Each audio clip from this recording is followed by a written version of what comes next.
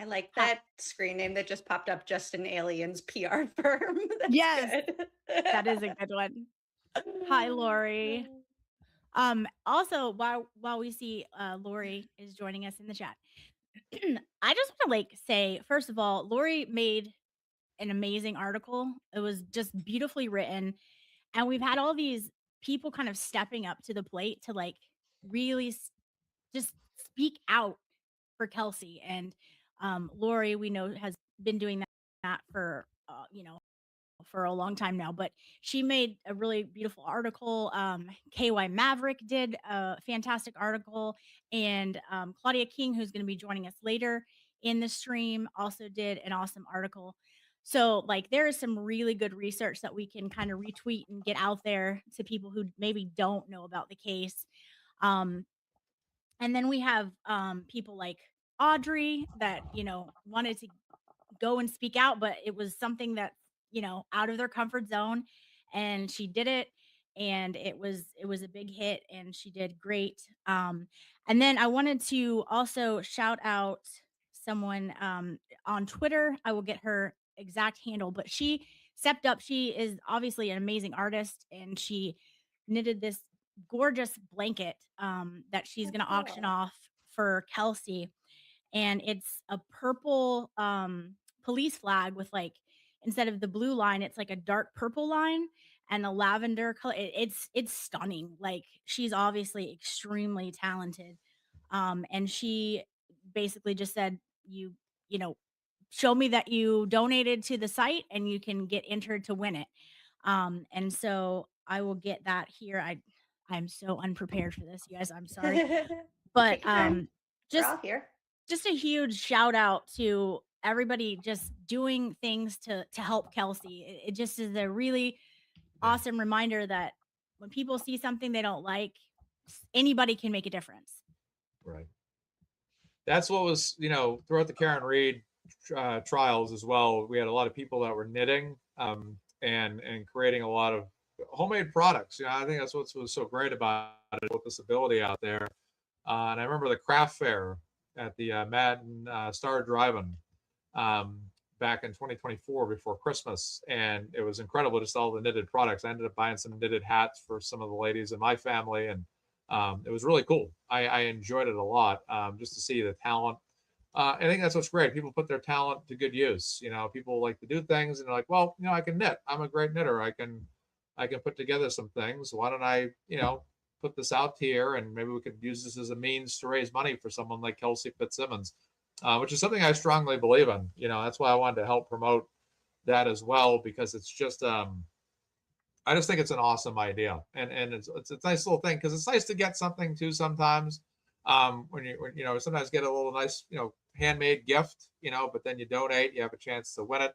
I think that's really awesome. Love to see that from people, and that was one of the cornerstones of what we saw with Karen Reed supporters as well over time, was just that community effort and people with talents, good ideas, putting them to great use that financially benefits someone like Karen and now Kelsey, which is absolutely fantastic. So just wanted to comment on that. That's it. So Yes. No, it's so true, and it's Amy Donaldson on Twitter. And I don't know if you can see it. It maybe doesn't show the true color, but it's beautiful. And so yeah, you can says, if you would like to, you can get in on trying to win. It's 50 by 50, so it's a really large size. $10 per entry, 3 for 25, and so on. A winner will randomly be picked on a wheel on Monday evening, so tomorrow night. Screenshot your donation, and I'll put in your entries. Good luck, and let's help Kelsey out. So, and she I mean, directs my everyone to goodness, the gift single. my goodness, I hate to say this, but I can volunteer my show to do that wheel drawing live. We used to do that for the Karen thing. If they want to reach out to me at Mazzamedia Yahoo. We can do the live stream. Yes, If they want to do that, it's up to them. I'll volunteer my show for a bit tomorrow, maybe around maybe before the select board meeting. We could, if they want to reach out to me, please do. Mazzamedia@yahoo.com if they're interested. that would be awesome. Yeah. Absolutely awesome. Let's see here. Um, yeah. So Someone mentioned Allison has also raised Allison, 5,000 with popcorns.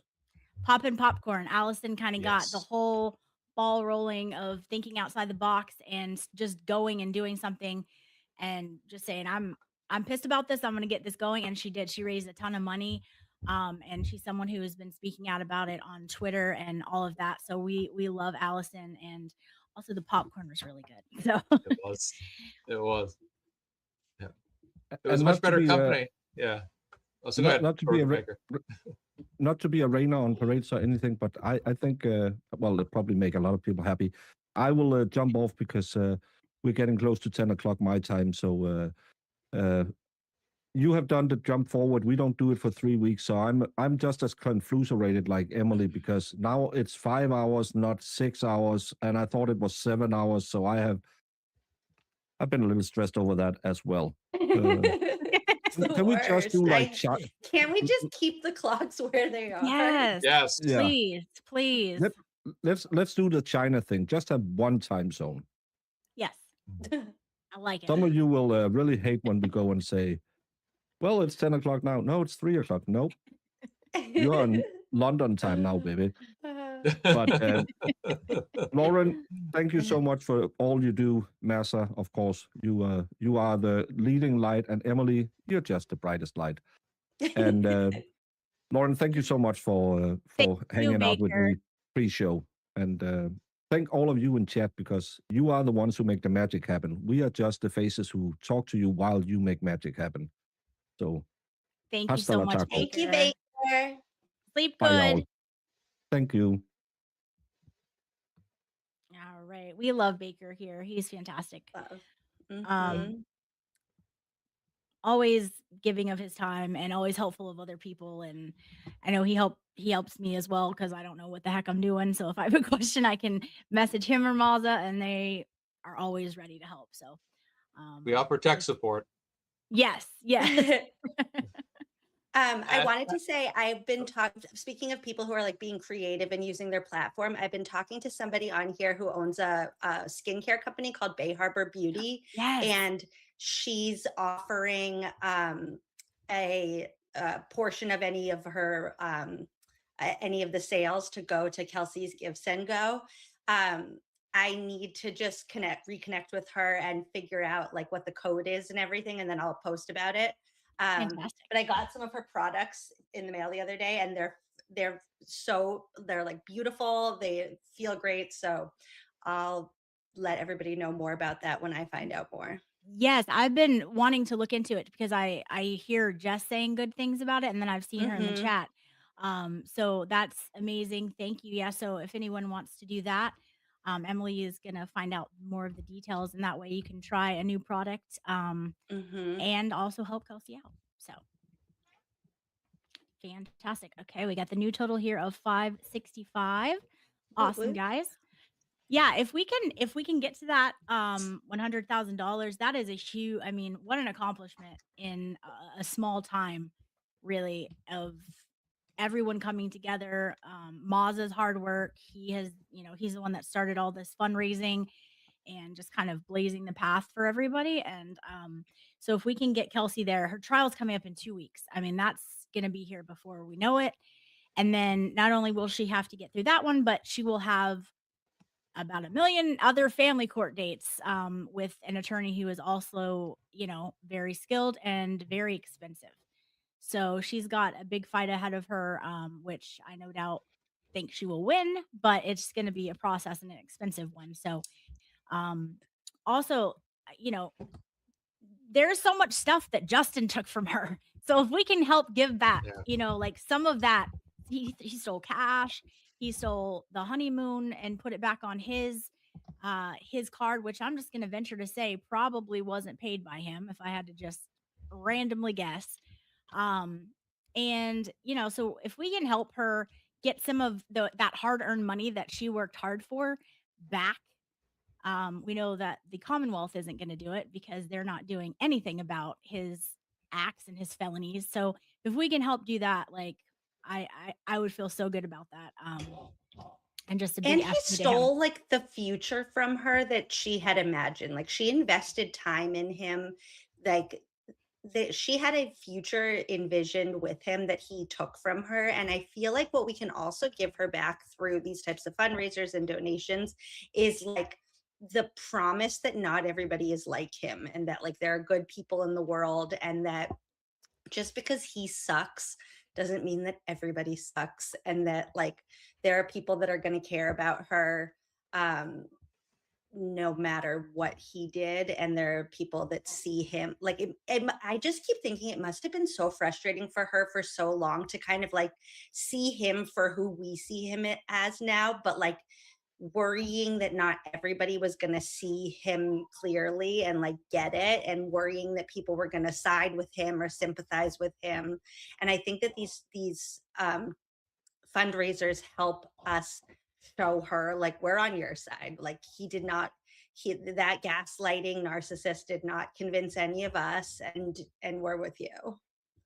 Yeah, that's so well said. And I mean, can you imagine? Like she can't speak because she's on trial, and then he's the only one that's able to get his narrative out there. So, man, I can only imagine how worried she might be of like, hey, if people take this at face value, I'm coming off looking like he wants me to.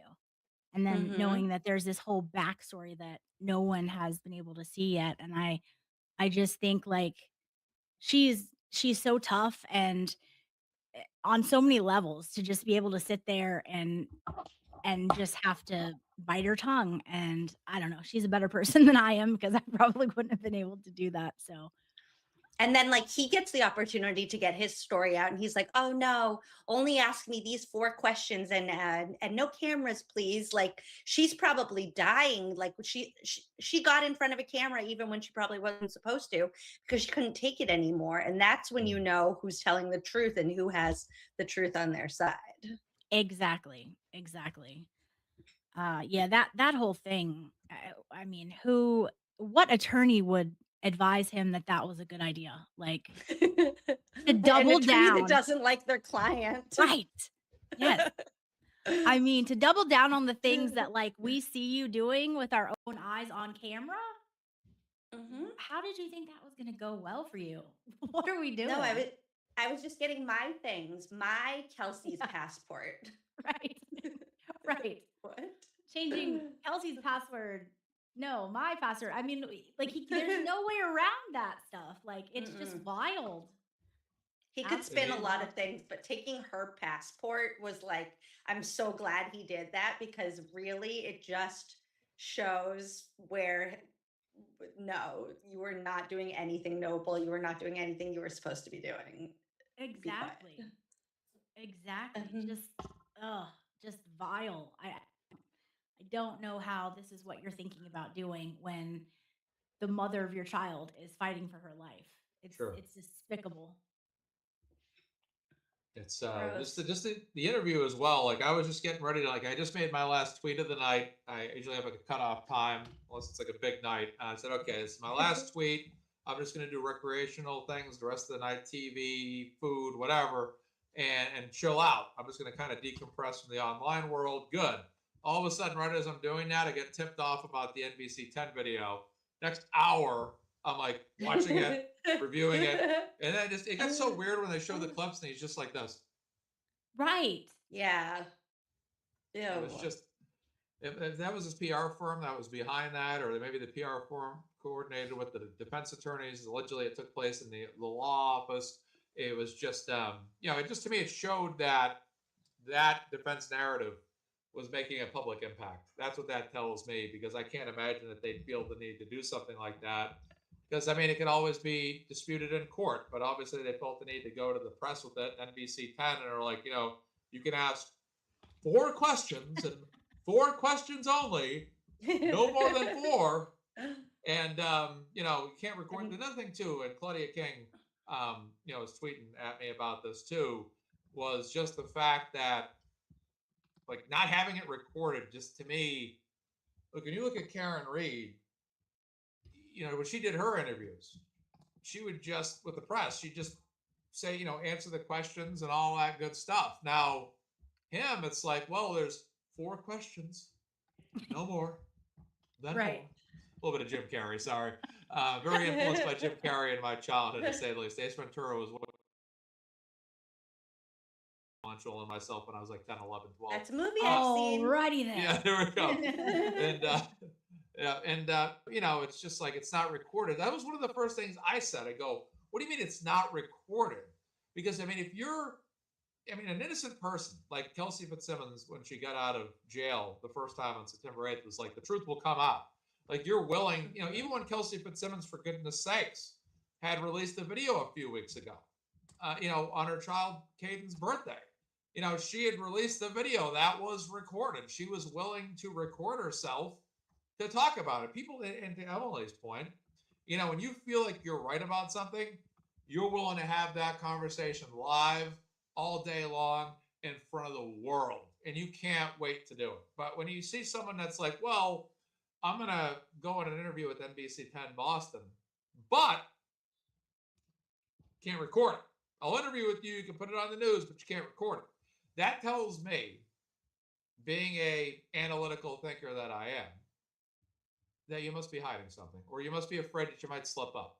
Now, maybe he said everything he wanted to say in the manner that him, his lawyers, and perhaps his PR team wanted that to be said, and perhaps they succeeded at what their objective was in terms of what they were looking to say.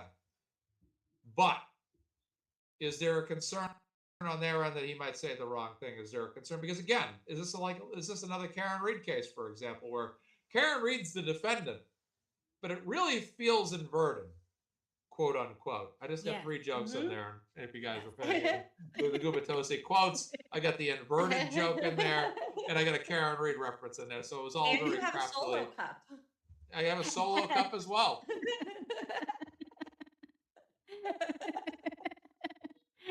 I got comedy going today. I'm loving it. I don't usually do comedy, but today I'm doing comedy. I love it. Yeah. But yeah, it's you know, he would be like, he wouldn't be worried. But to me, it feels like it's a defensive move when you're going online. You're going in because you feel like you need to play defense by going on NBC 10 Boston, and you don't want to have it recorded because it tells me that, was it his attorneys? Is it his PR team? Are they afraid to be like, you know, we don't want him to say this or say that. We don't want, you know, we don't want this to spill, because is there something to spill? That's my concern. And is this another case that really the defendant is really not a true defendant?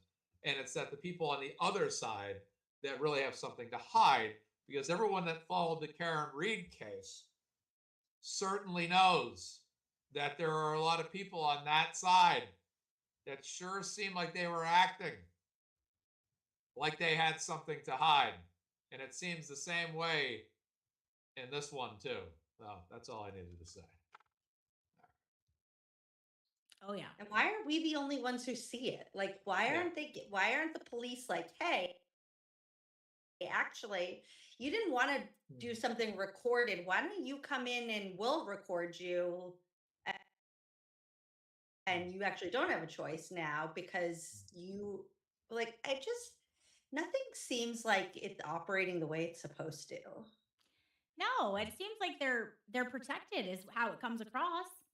For what reason? For what reason? And you can't use it as a shield and a sword. Like, either you need his testimony, so you had to give him a deal, or you don't need his testimony, which is what Gubitosi is saying. Yeah. So which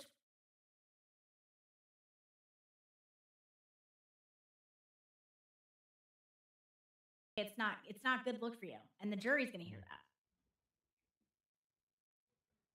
This is going to be, and Vetero had said on Twitter recently that this is going to be a pretty bad look for the prosecution. You already had a grand jury that kicked back some of those charges, and now you're going to have this, you know, all this stuff coming out by Bradel, you know, all these statements and the video, and you know, they're going to say, hey, look, you know, he didn't live there. He entered this home. He technically breaking and entering. It doesn't matter whether the DA of Essex County wants to file charges, or the North Andover Police Department want to look the other way. It doesn't matter when it comes to the optics in the courtroom, because the people on the court, the jury, are going to see this and they're going to say, what the hell's going on here? And you know, here's the thing. Let's talk about the female perspective. And Lauren and Emily, I'd love to hear your thoughts on this. There are going to be women on this jury. And among these women, if we remember, one of the jurors in the first Karen Reed trial was actually pregnant. at the time of the first trial. Victoria George. Yes. Victoria George. And I remember, you Good know, friend now. yeah.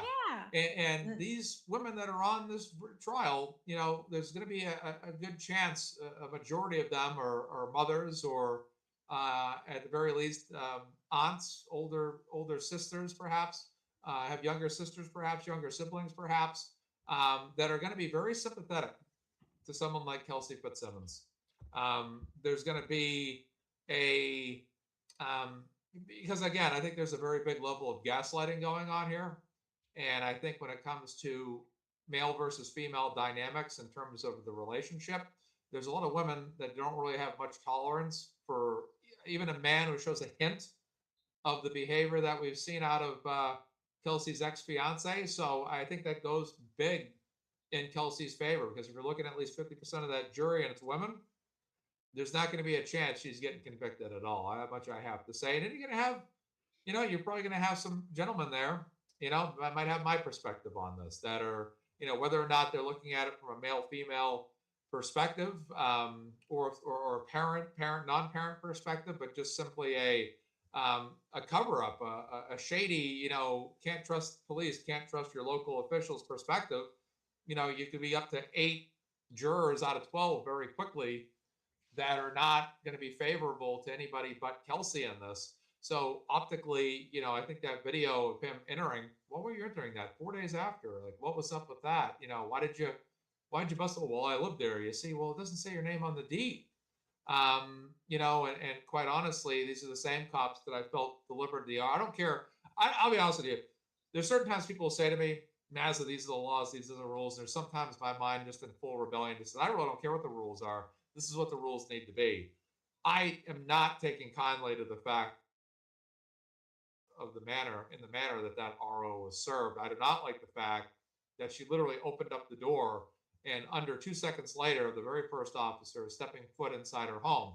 Why not let her open the door? Why don't you tell her why you're there? Why don't you tell her what this is all about? Instead, that door opens and Kelsey, being deceived by the fact that these people are her coworkers, quickly learns that they're not there to be coworkers. And this is about something that's going to have a permanent effect on her life, no matter how much, you know, no matter whether or not she gets her child back sooner rather than later or whatnot. This is a woman that has been shot. Will have wounds, you know, that went through the front and back of her body. And, you know, I have basketball injuries from my past that I can still feel from time to time to this day. That pales in comparison to being shot. That pales in comparison to every single time, you know, you see your body, you're going to see that scar there. This is stuff that's just, again, she will prevail, but the memories and the scars will always have an impact in her life. And again, well, she'll have better days ahead. This is just something she'll always have with her. And I think this is, people are going to look at this and they're going to say, hey, you know, why did those police officers enter that home right away? You know, it's like a cop pulling you over and saying, hey, get out of the car right away. And you just were driving down the street. And quite frankly, you were doing the speed limit. You know, I just did not like that. And I had some people on Twitter that are not people that we know. It's always people we don't know. They were contesting it. Oh, they were there. They have the right to enter. Well, I mean, no. I mean, I think that I think they tried to play her. I think they tried to use their fact that they knew her to get in that house as quickly as possible. And I think that played up a situation that got out of control, because you see it in that video. And I've said it a few times, I've pointed out, you can literally see the moment on that video. You can pinpoint it where Kelsey opens the door like, hey, how you doing? Okay, I guess you're stepping in. Then she kind of has that moment where she kind of turns and then she's like, yeah, come on in. That's when her mind kind of caught up and started to say, at first, like, oh, hey, how are you guys doing? Then all of a sudden, after they start to enter, okay, now there's something extremely abnormal about this. To me, that's an ambush. And I don't care what the laws are. I don't care what the procedures are. I don't care if anybody out there disagrees with me and wants to have some kind of analytical debate that goes on for 700,000 hours about it. I don't care. It was an ambush. They should have presented that information up front. This is why we're here.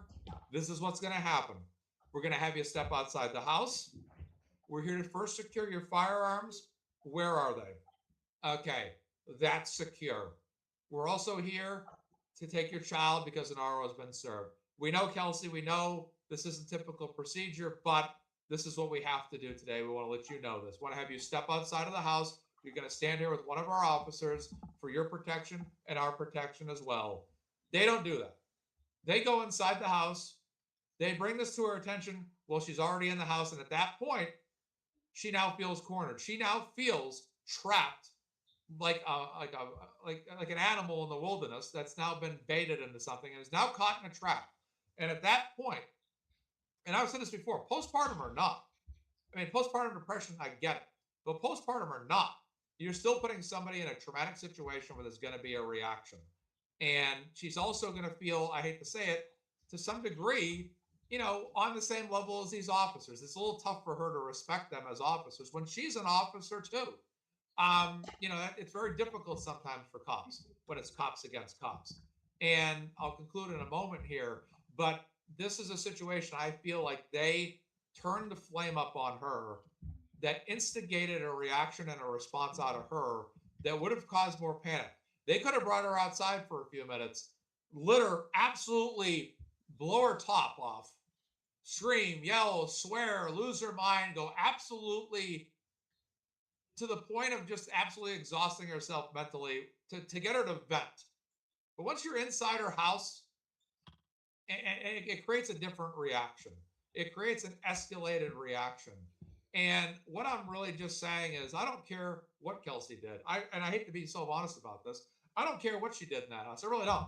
Because it still comes back to the fact that the North Andover Police Department handled this situation as awful and as inappropriately as possible. And if they're listening right now, I really don't care. And if they're listening right now, I'm really not going to apologize, because the only reason why we're here, the only reason why we're having this conversation and we're not taking time today to talk about maybe Karen Reed, Turtle Boy, or other cases is because of the North Andover Police Department. The reason why we're doing, a lot of people might be going to North Andover tomorrow is because of the North Andover Police Department, who still, after the fact, refuse to be objective about this situation and are echoing the Canton Police Department, who were extremely shady, who had more and more people going to their select boards as time went on. And we're sick and tired of this. And all that we ask, at the very least, is that you do your jobs appropriately, the way that you're trained, and take things all into consideration without hiding it under the rug. And tomorrow, the North Andover Select Board is going to be put in check. I don't know who's showing up there. I don't know who's going to be there. I don't know what's going to be said. But this select board is going to be called out tomorrow to some degree by various people. And how they respond is going to determine how much more often people continue to show up in that town, or people that are from that town show up for those meetings and start to ask questions. Because this is where it gets to the point of no return now is, if this is going to be a select board that's going to be negligent about this, it's only going to cause more outrage in the town. If this is going to be a select board that's going to be like, you know what? We're glad you guys have come and brought this to our attention. We're going to look into this, because we're not like that other town in Canton, but we're actually going to take this under consideration because we take our town seriously. And when people in our town, and even people from out of our town come here, bringing us to our attention, you bet we take this very seriously. We're going to get one or two of those reactions tomorrow. And it's up to the North Andover Select Board to handle this situation in a way that is in the best interest of their taxpayers, which is hearing those concerns and objectively being observational about what's going on in their town, and acting in a manner that can enforce that or review that. But if they're going to sit there tomorrow and if they're going to smirk, if they're not going to pay much attention, you're going to start to have people, because here's the thing, the fire has been set now. It's once that video came out, you had Audrey, the very first person, get out there last week. And once it happens, this is where it starts to pick up. This is where people want to follow the select board week in and week out. This is where people in town that have quotes like 3-2, even though they're not on the select board, but they're on the other, I think, town planning board, started to become more notable people. And I'm just asking, my message to the North Andover Select Board tomorrow is I want them to hear their people. I want them to advise them that they're going to take everything that's said tomorrow under consideration and under review, and that they're going to work with the people in their community to best get this worked out, analyzed, and resolved. But if they come out there tomorrow with an attitude that we don't care what you people think, we think you people are a bunch of nut jobs, if they're going to be low key, we support anyone that's anti-Kelsey, this is when you're going to have another Canton Select Board on your hands. So it's going to be extremely interesting tomorrow to see how they conduct themselves. They did not really show their hand last week. It could go one or two ways based on viewership perception, but it's going to be very interesting. I ask everybody that goes there tomorrow to do so respectfully, to do so professionally. Stand up there.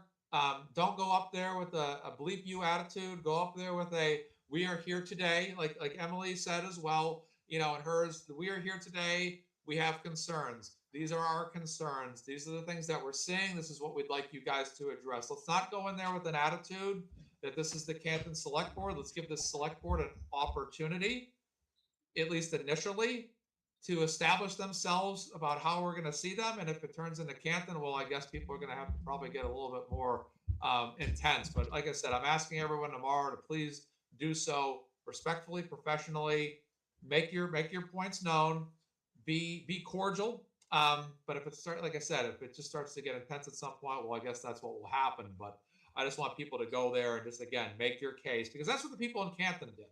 They initially went up there, they were kind, they were respectful, they were cordial.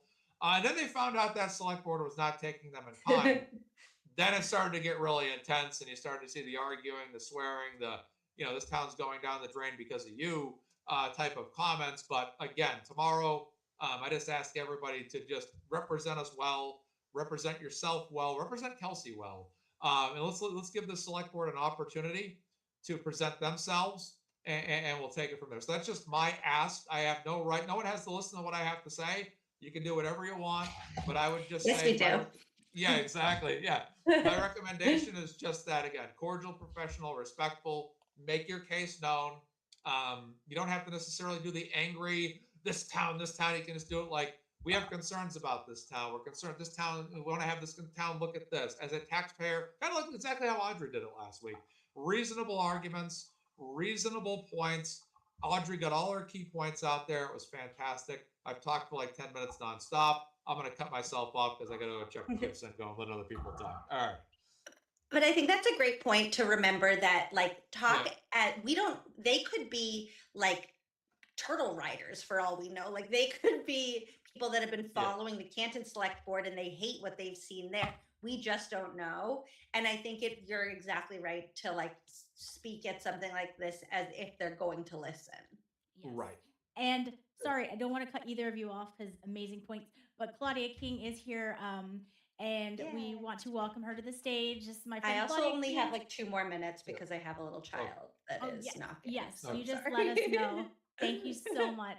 I'll say hi and then say bye. Yes, this is Claudia. Hello. She is a former law enforcement officer, and she's been writing some amazing articles about Kelsey's case. So, how are you?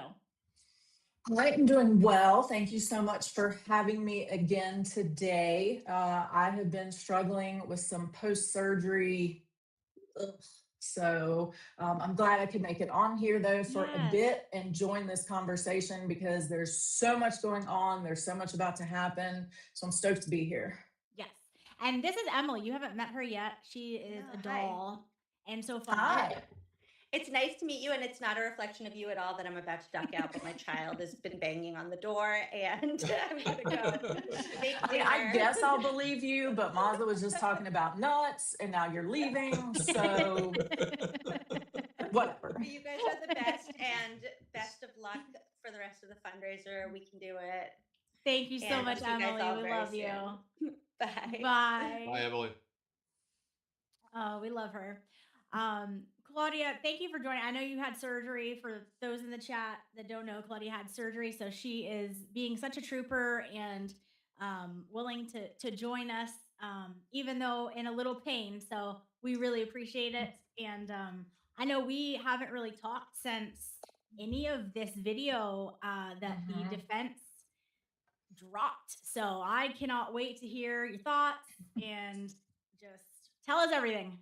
Oh gosh. I want to start. I only caught the end of what Mazza was saying, but I do want to take a moment just to reiterate, remember that people are watching. So like if you go to these meetings and choose to speak, remember that people are watching and they're looking for sound bites and they're looking for video clips. And so you want all of yours and everything that represents Kelsey to be the best of the best. So even though you're seething on the inside and you want to curse and flip them off and everything that like we all want to do, just remember that's not going to help the case, because then that just makes you look crazy or angry or emotional, all the things that they like to call women. And then if you're a man, you're masculine and you're overbearing and all that stuff. So I just did want to take a minute to reiterate that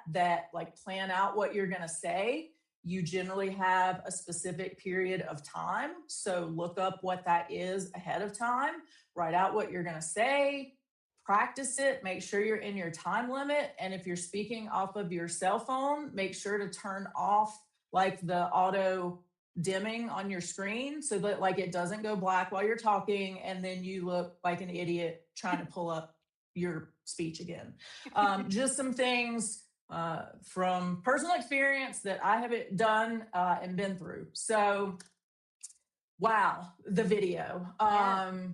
I want to start, if I may, with Justin's interview. And like, can we even call it that? Because we had like some photos of him like sitting across the desk from someone, but was it really an interview? Like, I didn't feel like it was. And he was very purposeful in how he did things.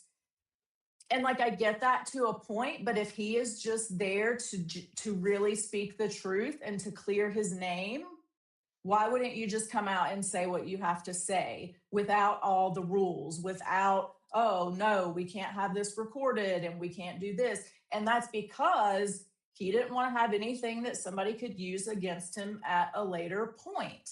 So I just thought it was very theatrical. It was very purposeful, but not in a good way. And I don't think he's doing himself any favors.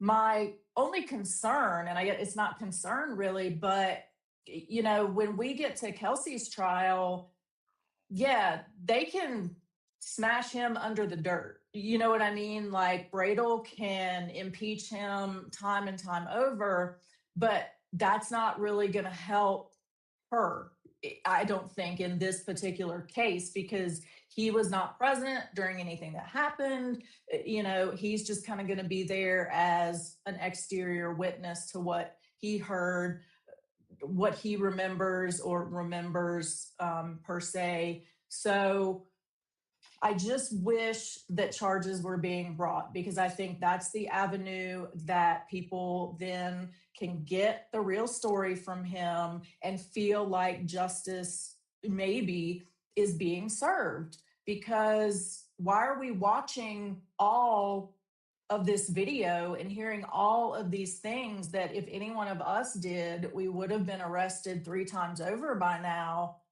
And he's able to walk in and do his little faux interview. Yeah. I don't like it. No, absolutely. And why did you come in the station for that? You could have mailed or emailed a statement. Like, what was the point of your presence? Like, right. And yeah, that made 0 sense to me. So I don't know who told him to do that or whose idea that was. It was kind of harebrained, so it was probably his. Because it didn't seem like real well thought out or intentional in the right way. Absolutely. Yeah, I don't know who is advising him, but keep it up, because it's only helping Kelsey in her case against him for custody. So keep it up. And also, to speak to what you're saying, he did hear certain things that he recalled saying, and I think his statements of what he said help Kelsey's case, because if I remember correctly, he said he heard like, Kelsey, don't do it. So I think, again, that goes to her narrative of what happened. And I think, he was honest in the beginning because he thought she was going to die. So he told what really happened because that wasn't damaging to anything. And it did kind of make her sound nice, which is what he would have wanted to do.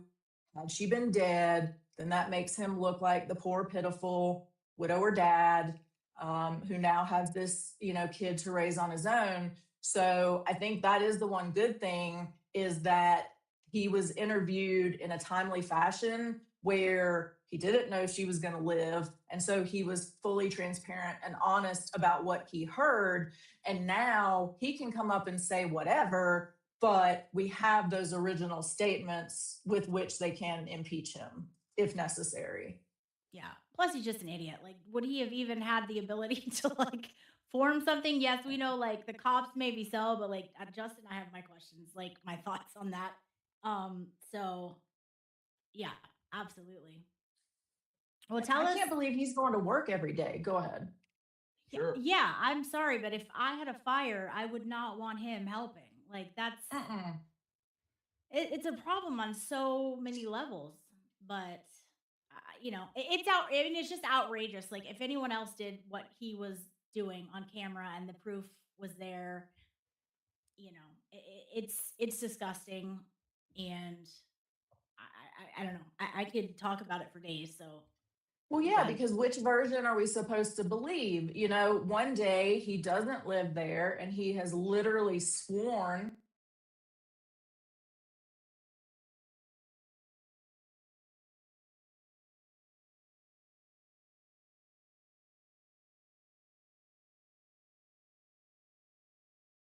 on a document that he doesn't live there. And then a couple days later, he does live there. And so he's able to break in because it's his house. So it's which version of him are we supposed to believe? And when you have a situation like that, you're not trustworthy, you're not believable, and you're not credible. So I don't understand why we aren't putting all of these facts in front of a grand jury and then potentially a jury as far as everything he did, because it looks so ridiculous. You were talking about Canton and what a bunch of buffoons they looked like. And now this crew is reaching for larger buffoonery. And I didn't think that they would be able to top that. But there's a problem here. And we're not going to get into it today. But if you watched any of the Lucy Medina trial, these cops are dumb. I don't understand it. So many of them are really dumb. They have no sense. And I don't understand how they're all there somehow becoming police officers at this level of not smartness. I know. And that trial was maddening on so many levels. It's do they not have serious crimes that they have all the time in the world to just charge people? If any case was literally justified, it was hers. I mean, that is outrageous of Essex County. Shame on you. And I'm so glad that there was some coverage of it, not enough, but some, because it's going to be backed up now by Kelsey being in that same courthouse and them having, their stakes out for her, another female, someone who, they believed the male. Well, in that case, they didn't even investigate it at all with Medina, but right.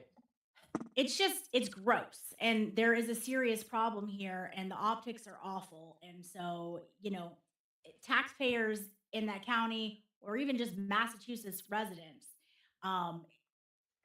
you have a right. They work for you. They work for the people. So make your voice heard in a respectful manner.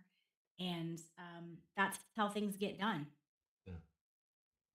That's what you have to do. The only way that anything will maybe change is by the people speaking up. And we did see a lot of that with Karen Reed, because two things, had people not been willing to speak up, and had she not had the money to fund the defense that she did, it would have been a completely different outcome. Yes. And I don't care what you think happened that night. Like, I don't care which side that you're on. At the end of the day, we'll never know what happened, because from the first moment that they stepped on that scene, the cops messed it up. Exactly. The cops messed it up. And here we could say the same thing, you know, from the first moment they stepped on the scene, they messed it up because they shouldn't have even stepped on the scene. But so it's this recurring theme that from the very moment that something starts, the cops are ruining it long term, and then you'll never know what happened. And like, I do feel sorry, I know this isn't an O'Keefe thing, but I feel sorry for John's family, because they will never truly know what happened, and they're going to believe what they're going to believe, but they're never going to know. And it's very unfortunate. Yeah, I'm of the opinion as well.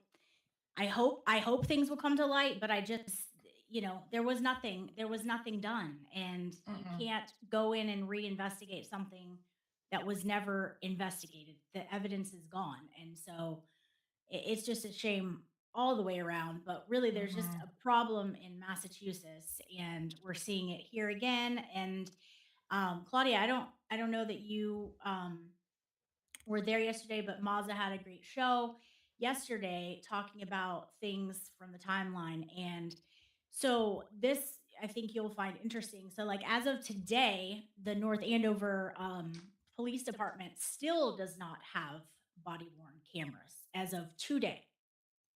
Yeah, And that's crazy. Yeah, it's just wild. So what are they trying to hide? I mean, to me, Right. that's the question that you have to ask, is after something, like, for example, one of the departments that I worked at, and this was like in 2017, one of the officers got beat within an inch of her life.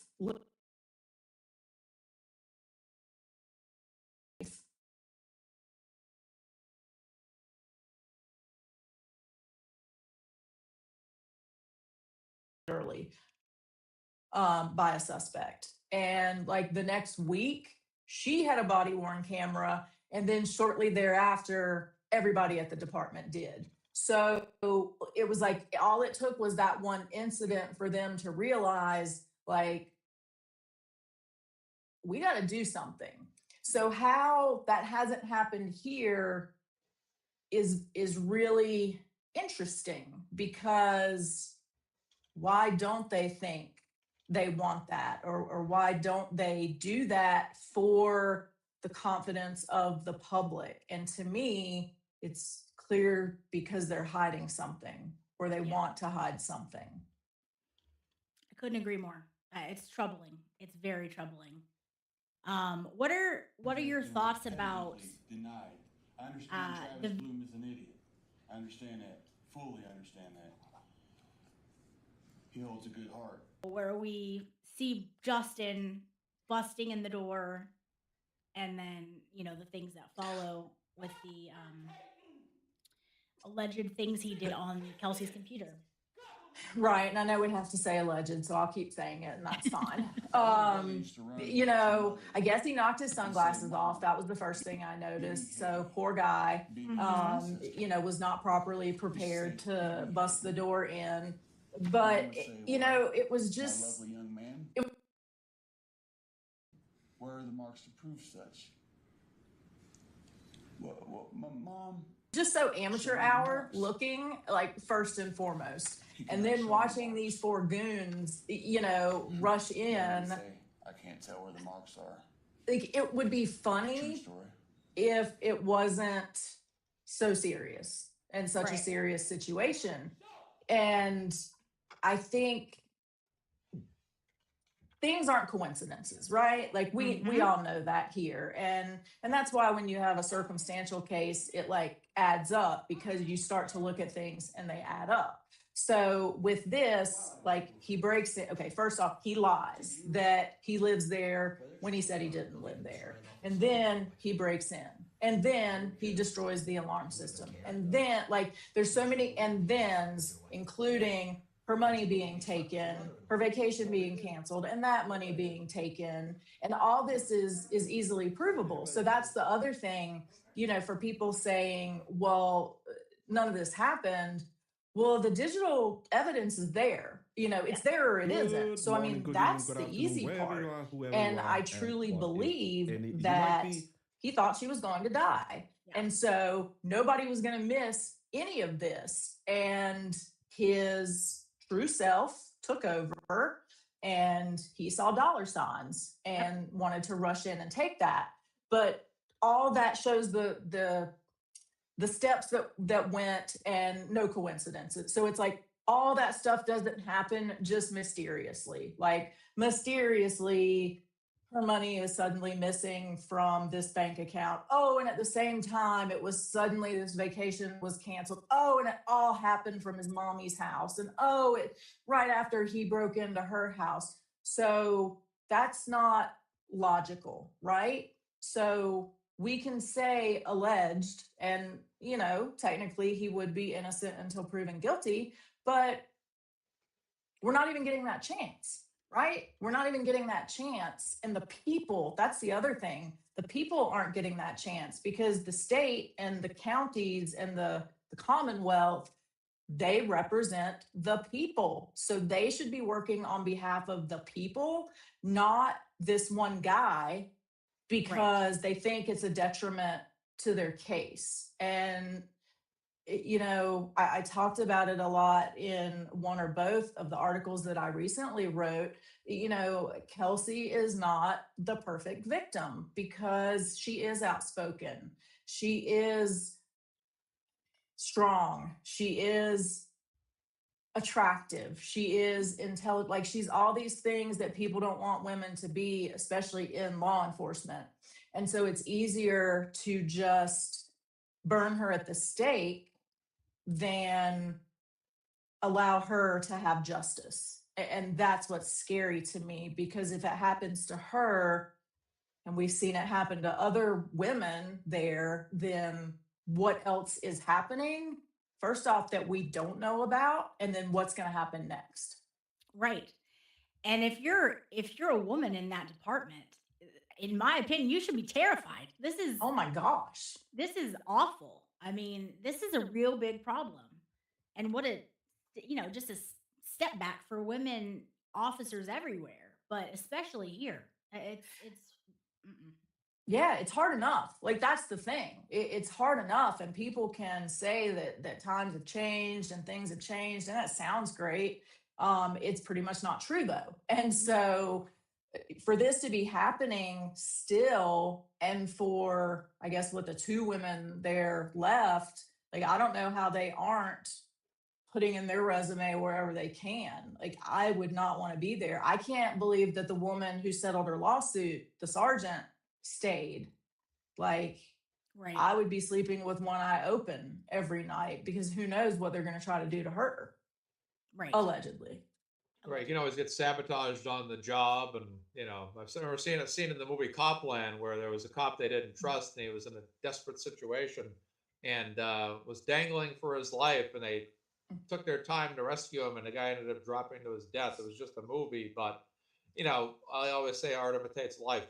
You know, a lot of times where you know you just never know if your own police department could betray you in the most dire of moments, which is why, like you said, to your point, continuing to work with the police department, especially one you've had legal matters with, settlements, whatever, you might be in your best interest to move on, just for your own safety and protection, because you just never know. Yeah. I agree. And I had a situation, nothing as dramatic as what you just talked about, but Yeah. a situation where one of the dispatchers didn't like me because of the man I was dating, who's now my husband.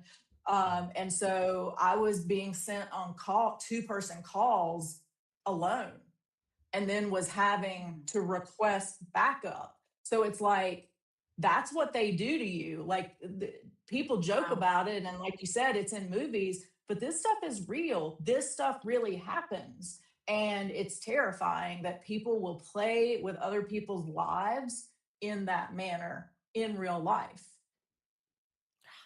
Yeah, that is terrifying. Um, wow.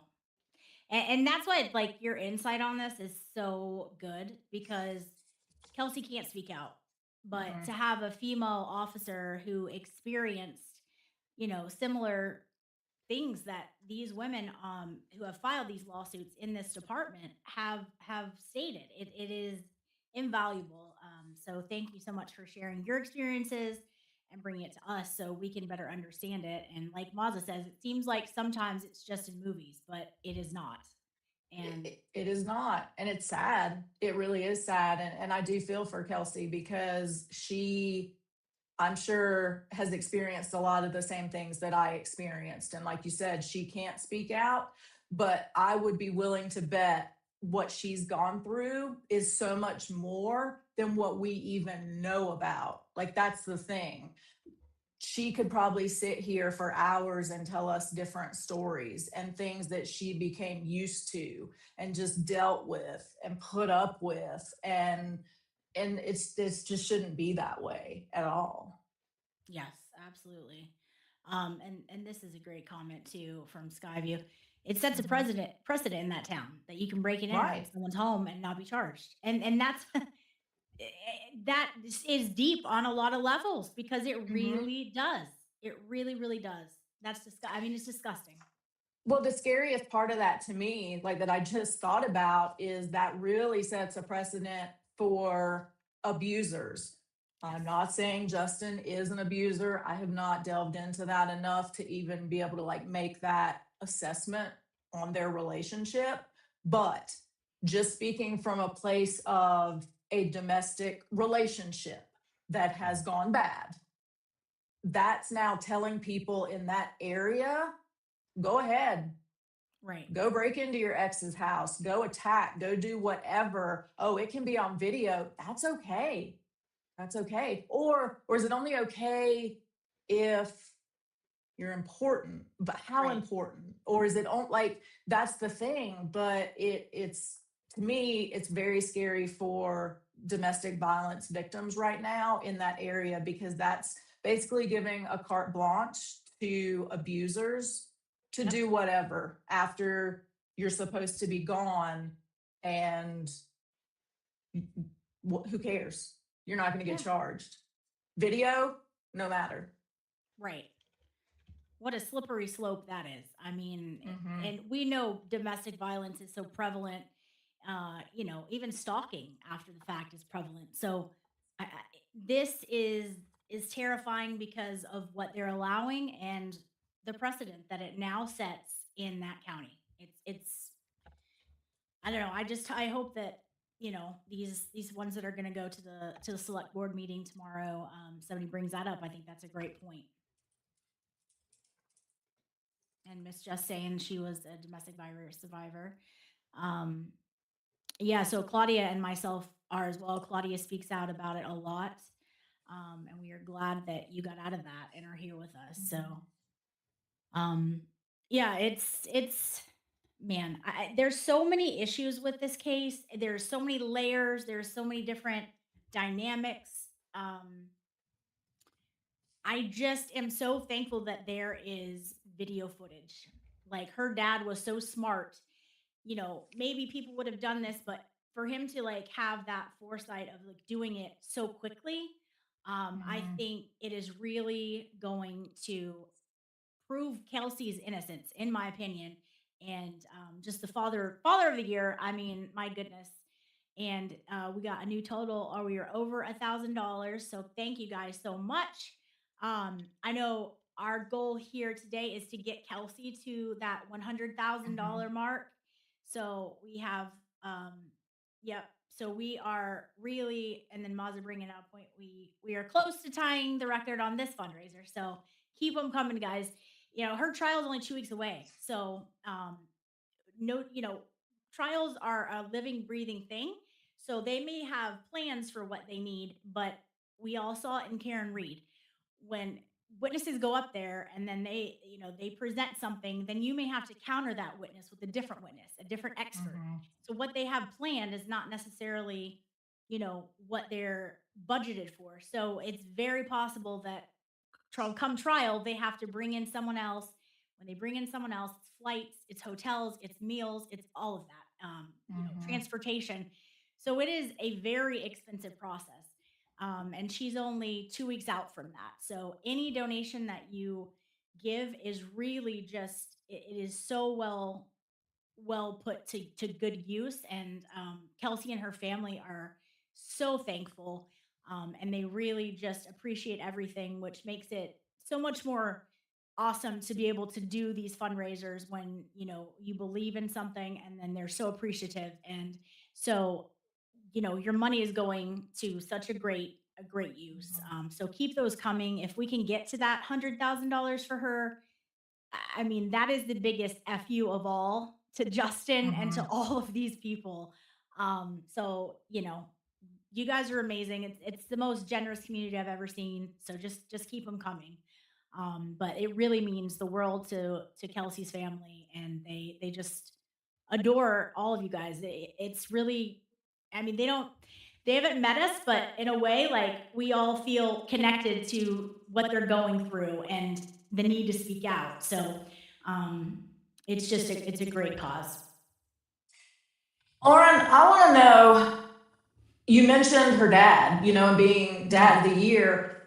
Why do you think he did that so quickly? Like, what did he know as a dad, that made him do that? Do you guys have any thoughts or insight on that? Like, there had to be more going on for him to, in the midst of his daughter being in the hospital and clinging for life, for him to be like, I need to go do this real fast.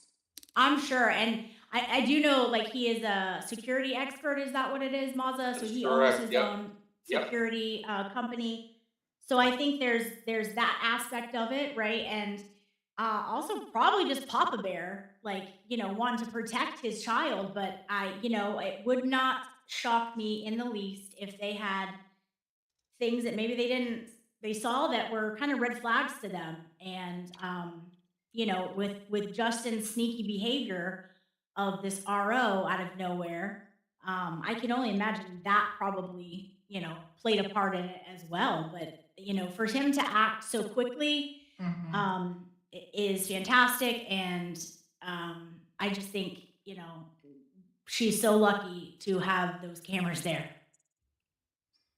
I agree. Yeah, I think Wondering what more cameras there are, if any. Yes.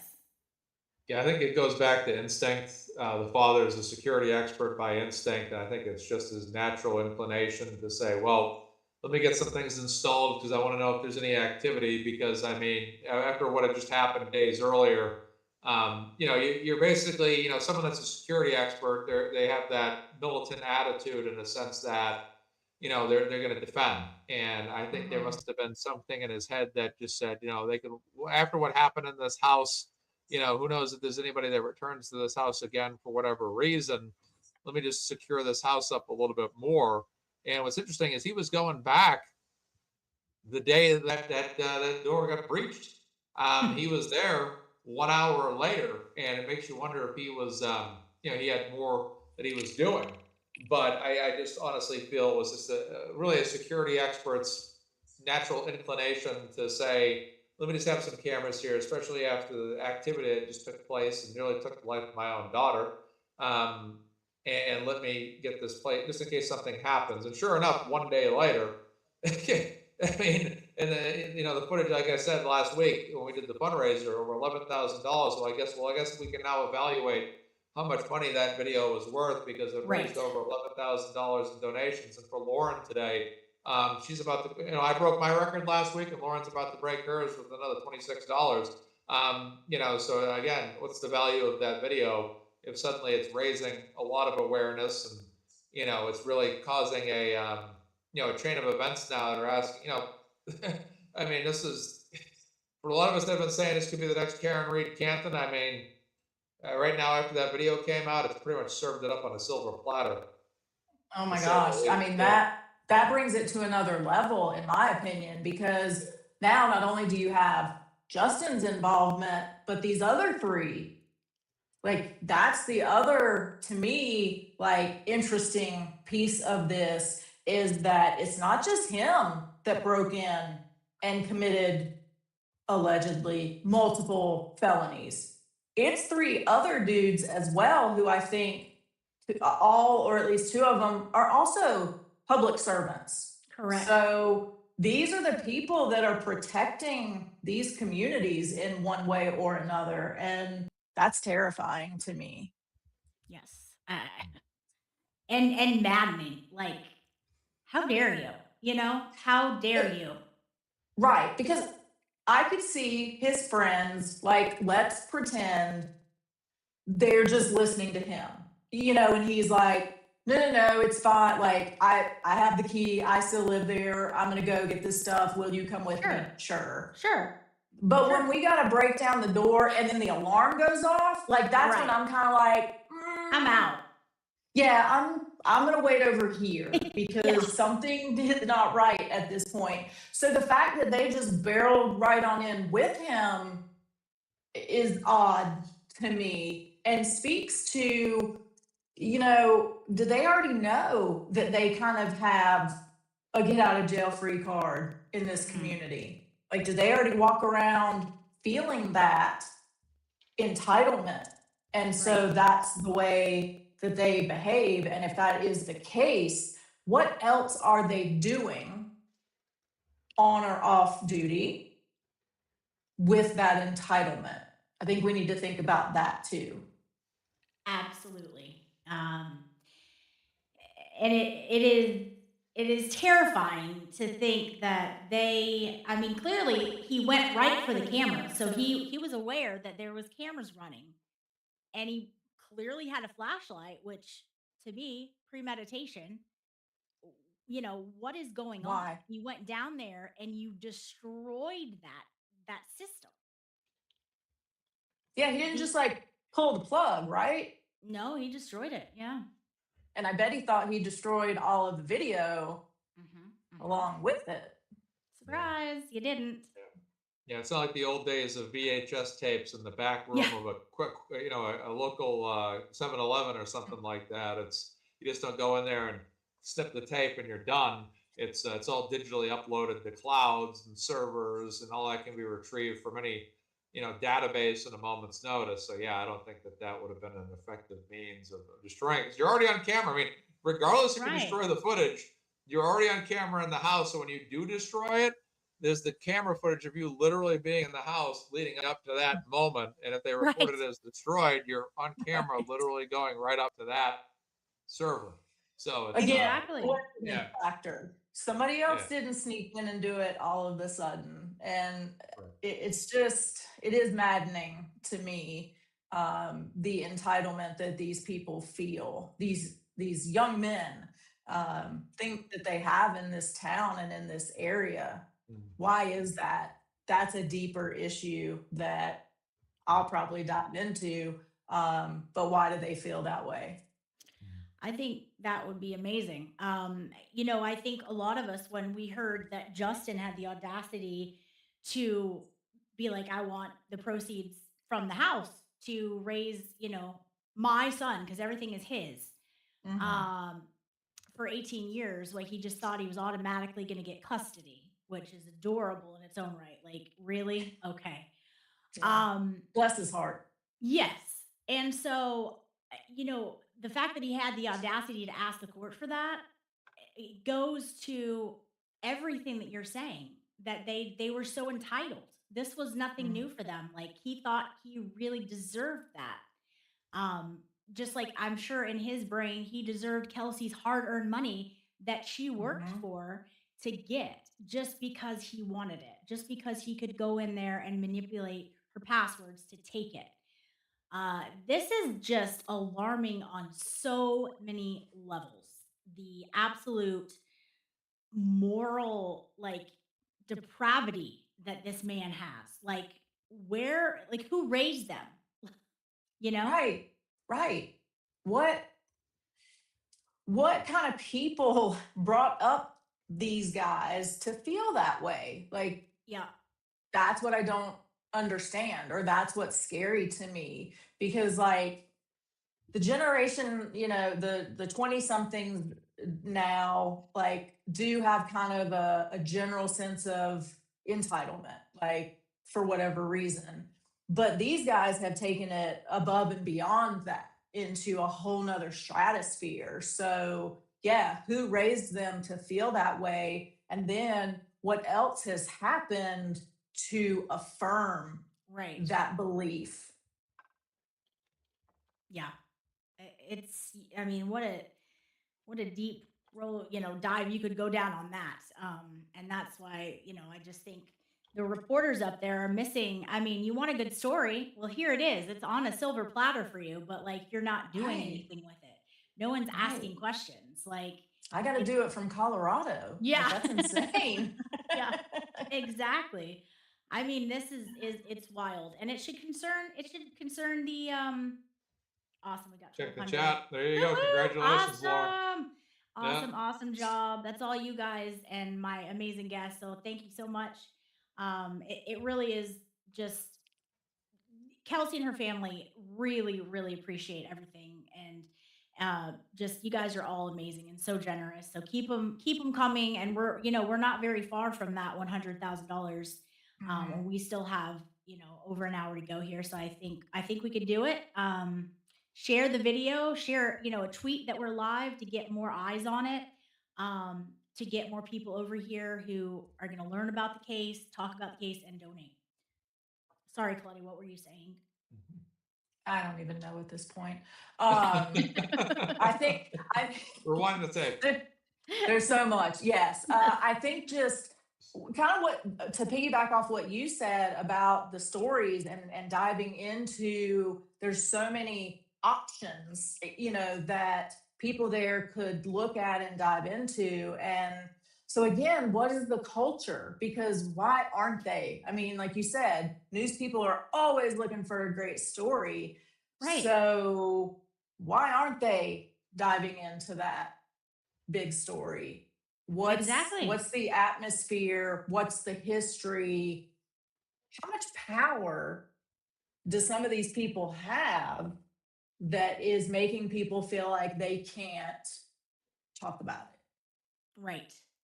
And see that we saw that in Canton. We had people, even when I think it was Matt from Court TV was out there, a neighbor just walking by was like, "Oh, I knew everything about them. I knew everything about the dog." And he's like, "People don't want to talk about it here." People didn't want to speak out in that case because they knew the power that those people had. So is it the same kind of thing? They have a park named after their family. There's a judge in their family that had seniority. I mean, there is a lot here. We just don't know it yet. Like where there's smoke, there's fire, and that's what I always go by, and it's never wrong. So it's going to be something. Was there ever any definitive information on, and I think it was Noonan had a name in his family that was the judge's name or something? Did that ever come to fruition as anything, or do we still not know?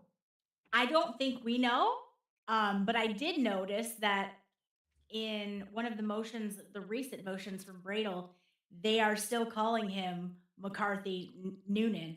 Love it. So I think that's fantastic regardless, but maybe there is. I don't know. But like we haven't, as just onlookers, heard of anything. Maza, have you heard of any kind of backup with that? Sorry about this. I'm messaging a woman on Twitter that promised to donate $1,000 to Kelsey. So she said if 1,500 was donated, I'll donate 1,000 to move Kelsey over 100,000. So I've been in the background on Twitter, just getting in contact. Keep doing that. Yeah. We'll keep, Sure. Yeah. Money man Maza, he's getting the funds. Exactly. He's getting the funds.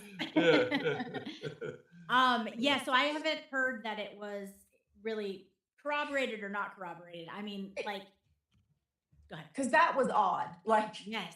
you do your thing. No, that was really weird too. Like, that judge had something personal. There was no other explanation for her to do everything that she did, like going ahead of time the day before to talk to January secretly. Yeah. Like never mention that to anyone as she should have. Well, she shouldn't have done it to begin with, but Right. once you do it, then you got to tell people. So Exactly. didn't do that, and then filed a complaint on him because, gosh, he told the truth, you know, and he didn't back me up on my BS. So Yep. like there's more to the story Yes. with that. You know, I think it follows that whole thing that we've said, that my husband says, is like there's always that one piece of information that would make it all make sense. And there's Yeah. something with her that would make her behavior in that hearing make sense. Yes. And I know it's something I wanted to ask you about, and if I don't do it now, I will forget. The allegations, well, I don't even know that they're allegations. It's in the reports from that police department where they put him back on leave of some sort because they went to check on him after not responding to duty, basically, and they couldn't wake him, and he had taken this muscle relaxer. Thoughts on that? Super sketchy. Yeah, I thought that was really weird too, because now, like, can we depend on his mental stability? Like, what are we looking at there? Because I think it was Flexeril. I'm not Yes, sure if yeah. I'm making What's the role? Yeah. Yep, you're right. I Yep. mean, that's not that. No. I mean, unless he took a bunch of it. That. Yep. So, yeah. So, what's the deal? Did he take a bunch of it? And if so, why? Is he now feeling the heat, the pressure, the guilt of what he did? Very possible. And so, what's interesting to me, though, is now we have to look at his mental state. And I'm sure Bradel is doing this. And if not, listen up. But like, we need to start looking back to the time of the incident and previous forward to see, are there any markers for Right. Noonan that line up? Like, has he had some stuff going on for a while or just now? And if now, why? And is he going to be able to competently testify now with everything going on? So, like, there's now a lot of, I think, issues, hurdles, potential things that Kelsey's team can look at to see, is this guy legit able to testify and able to competently share what happened that day in a manner that we can trust what he is saying. Right. And I'm just thankful that, it is a team with Bradel and Coakley. Like, it's so hard sometimes with these cases. Like, you have one attorney, but to have two, that's a blessing, an absolute blessing. Also a cost. So keep those donations coming because there's two of them. But yeah, no, they can really dive deep into this, I think. And to Claudia's point, was this something that was prior, maybe due to the horrible traumatic scene that Kelsey and Noonan both saw? Like, you cannot take that away from him, no matter what he did in this instance. He saw something that, it is horrific for anyone with that murder suicide that they responded to. So is that something that plagued him from back then? Because I believe it was stated that there was no mental health offered. I think to you're them. right. Which There is was nothing. insane. Yeah.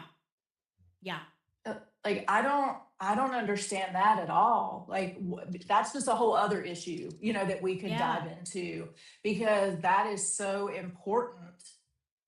When you see trauma over and over and over again, it's very easy to start taking that on and start having PTSD, or even just issues like inability to sleep, anxiety, stress, whatever. Of course, yeah. And then for men, we know it's worse because they're less likely, less able to speak out about it. But yeah, I would love to know, what medication had he been taking long term? What other treatment had he maybe had? Like, I just think there's a lot to look at. And somebody did say that they took Flexeril once and it made them feel like they were in a coma. So Yeah, anything's possible. I've heard Anything's both, and that, possible. Yeah. you know, I've everybody. taken it, but you know, it's just odd though, because what was wrong with him that he was taking it? Like, that's the other Right. thing. And it's given for short-term use. So my question is, did he Mhm. have I mean, I know he had back pain allegedly, but like, was there something that happened that he was given that for the short-term use? Or was it prescribed to him just as Linda is bringing out here in the first place? Right. Like, and then if he did have an injury, like again, it's just a lot of questions, because if he had an injury, why was he working?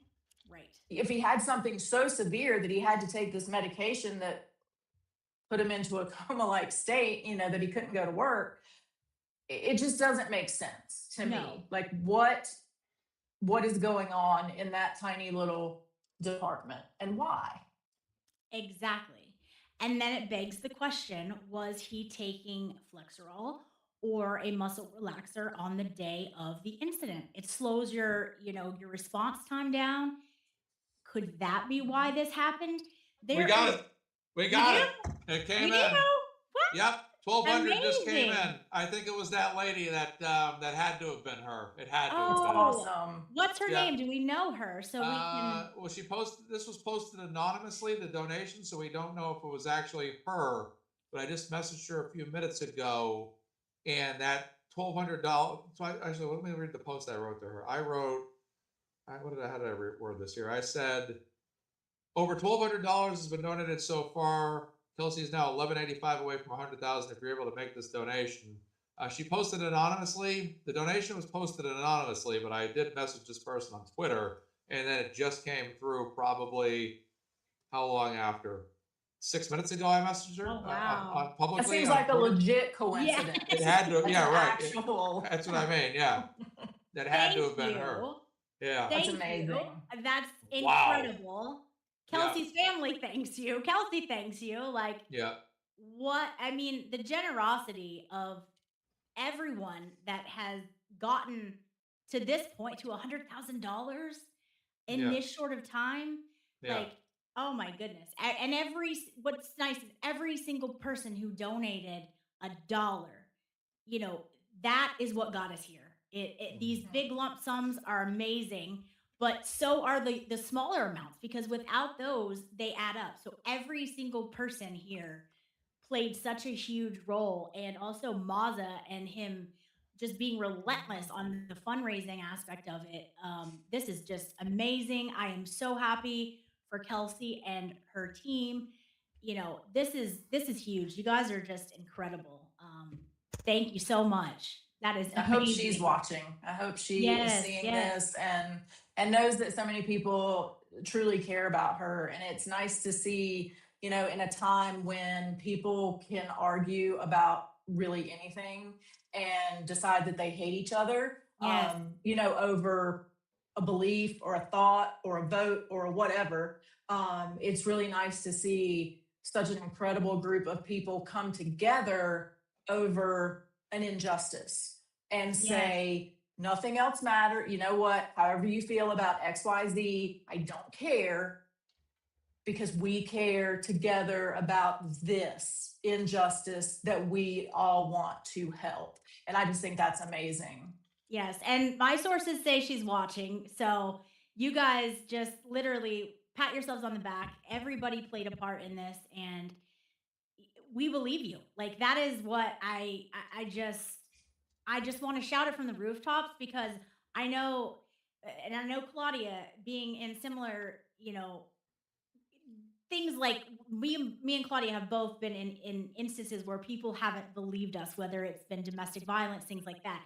Kelsey, not the same situation, but for her to feel like she is believed and that people are behind her and back her and see her story is legit and can read the bullshit on the other side. You know, I want to shout it from the rooftop. So this is a huge statement. like Mr. Monk's understudy is saying, and it is the biggest fu to Justin, and everything that she has had to bear for the last year, and just we are a community that acts. We don't just talk, we put our money where our mouth is and we do stuff. And this is I'm just so thankful for every single one of you who's donated, that we can help out Kelsey and in whatever she needs. I'm excited we hit the 100,000, but I'm just sitting here and I'm like, I just have to know if that woman on Twitter was the person that made it. Like, that's like, I'm sitting here like, everyone's like, we're celebrating. I'm kind of like, was it that lady? Like, Yeah, I know. My goodness, Yeah, that is that's why- incredible. That's why I've been mute, because I also it hit me in the middle of the show. Like, there's this lady that was talking on Twitter last night about donating 1,000. I'm like, let me message her, but she never responded. So I don't know if it was just a coincidence or somebody else was watching and made that donation themselves. But I just now I'm just like, now my head's like in a mystery. Like, who made that donation? Who was it that did that? Yeah. But I'm just And happy. if it wasn't her, ma'am, Yeah. you can still donate. Right. Exactly. Keep Yeah, it don't coming. hold Keep back. it coming. Yeah, exactly. Mr. Monk's understudy has already Yeah. like set a new goal, so we're already Big going for goals. 200K I love now. it. Yeah. Yeah. I wanted this goal today so bad. Yes, I you did. just like, I woke up this morning and I'm just like, people might say, well, Mazza, wouldn't you want it to happen on your show? I don't care. I don't care if it's my show or Lauren's show. As far as I'm concerned, this is all a group effort. Me and Lauren have partnered together alternating weeks, and it's all, every single time we're just kind of our shows are just adding together. And it's all the people that ultimately we can run as many fundraisers as we want, but it's up to the people that are actually making those donations consistently during these fundraisers that are hitting this goal anyways. So it doesn't have to be like, oh, this had to be on Mazza. Don't matter. All that matters at the end of the day is that Kelsey's Give Send Go is going over $100,000 minimum. For me, that's been something I've wanted to do for a couple months now. Lauren, you've made this happen. Claudia, everyone You that's did. watching has made this happen. Yeah. And now that we've hit $100,000, I just want to inform everybody that the Give Send Go total goal is no longer $100,000. It's now $150,000. So we still got work to do. Put the balloons away, but I was gonna celebrate it. But Yes. it's a great moment. I love everything. Everything that's been happening here, and this is like you said, Lauren, weeks ago. A massive fundraiser every other week's not enough. There needs to be an extra fundraiser in between those. You volunteered your time to alternate with me, and we've gone back and forth on each other's programs, and it's been a working formula because it's just keeping that momentum going on a weekly basis. That's continuing to drive this. Kelsey needs help, and helping her financially is the number one thing we can do. We may not necessarily, we don't have any impact on what goes on in the courtroom. None of us are members of Tim Bradle's defense team, but what we can do is promote it, give funds, donate, host fundraisers. Allison, obviously, the Pop and Popcorn store was a great success.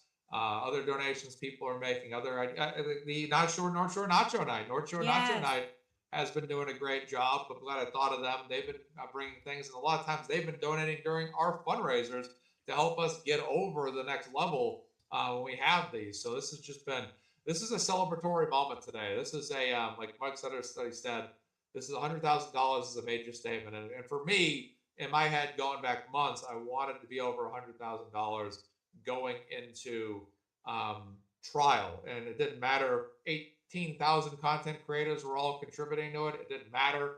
All that mattered is that Kelsey was over that. At the end of the day, it's all our individual contributions and efforts that equal the whole. It's like, I always call it like the potluck dinner.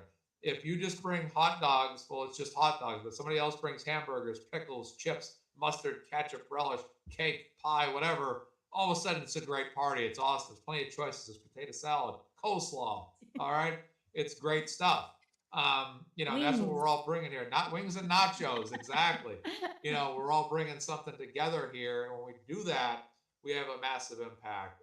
And the thing is too, with Karen Reed's Give Send Go, it was a slow build before it hit momentum. And once it hit momentum, it kept building and building and building. And that's what we're starting to see now. We're seeing a multiplication effect where last week, the Mazza Media fundraiser destroyed previous records on any fundraiser. Your fundraiser now has more than doubled your previous record. This is the effect of the video that was released, which now has basically a value of close to $15,000 in donations.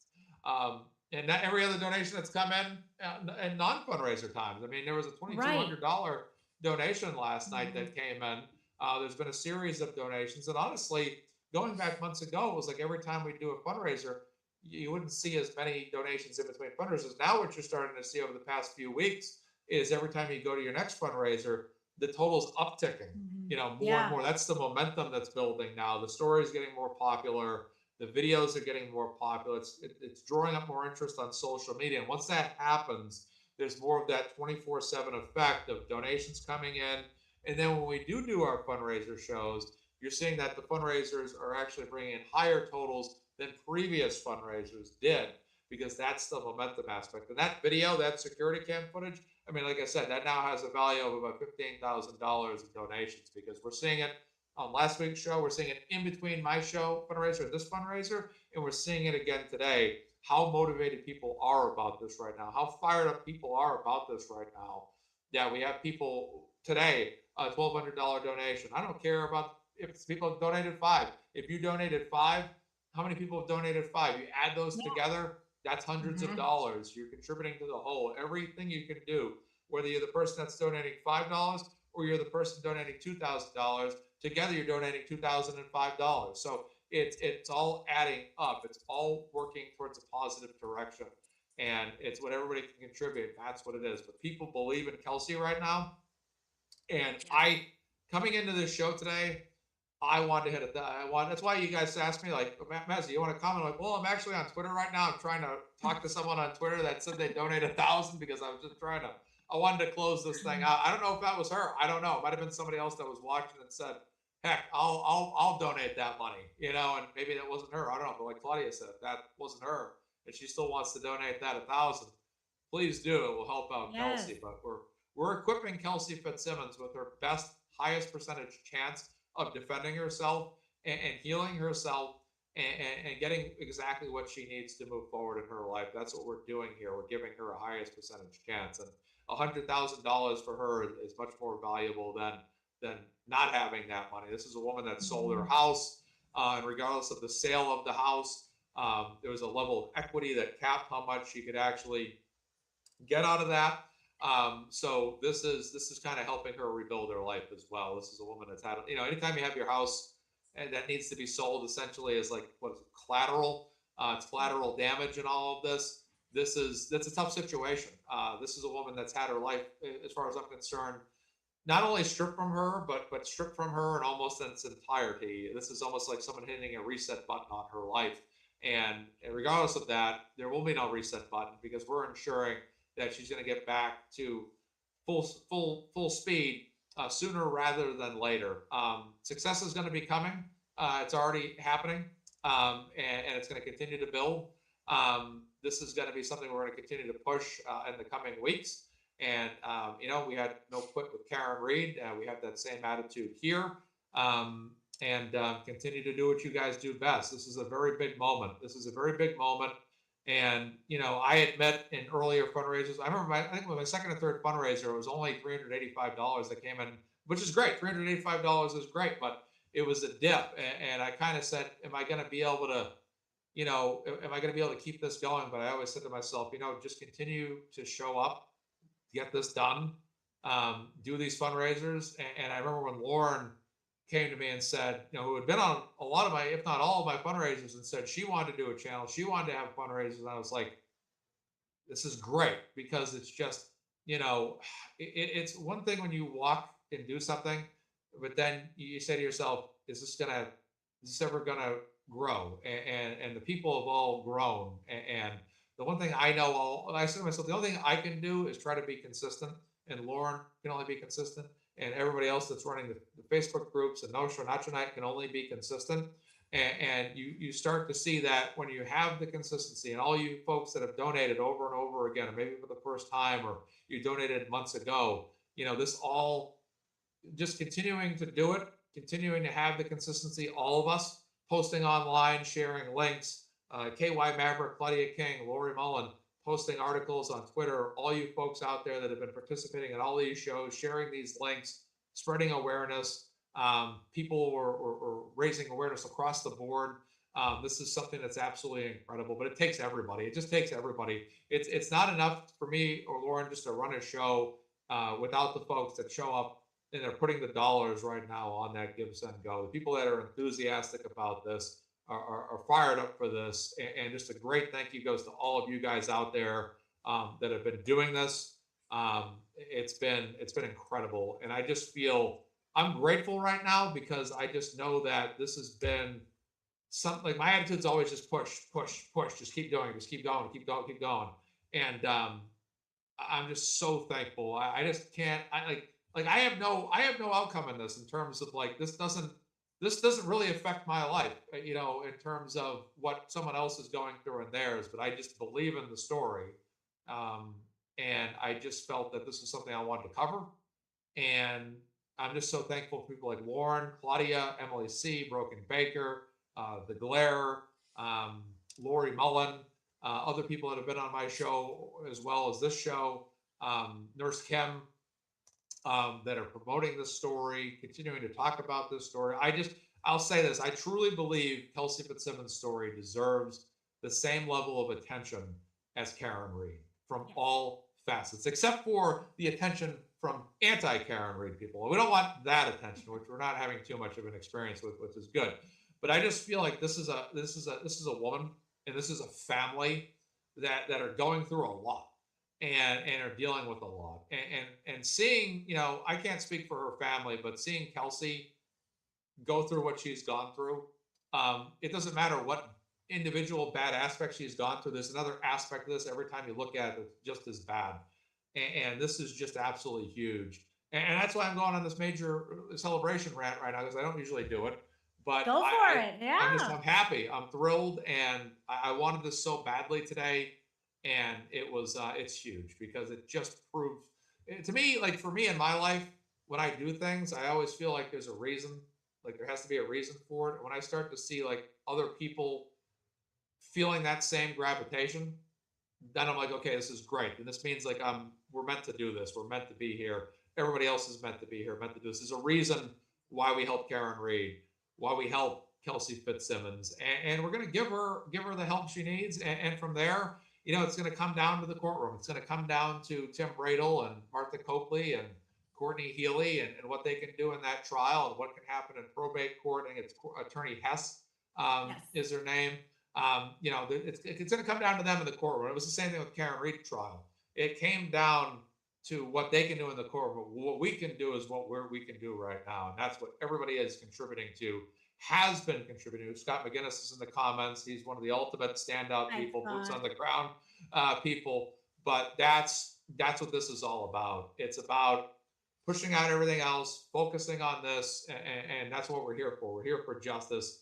And Kelsey Fitzsimmons will now be well funded. Then if she had never started a Give, Send, Go, or they never started a Give, Send, Go for her, whichever, she will now be in a stronger place and able to, and that's what happened with Karen, the district attorney. We all had an issue with Michael Morrissey, obviously. They're still trying to vote that, get that guy out once his term expires this year, or early next year.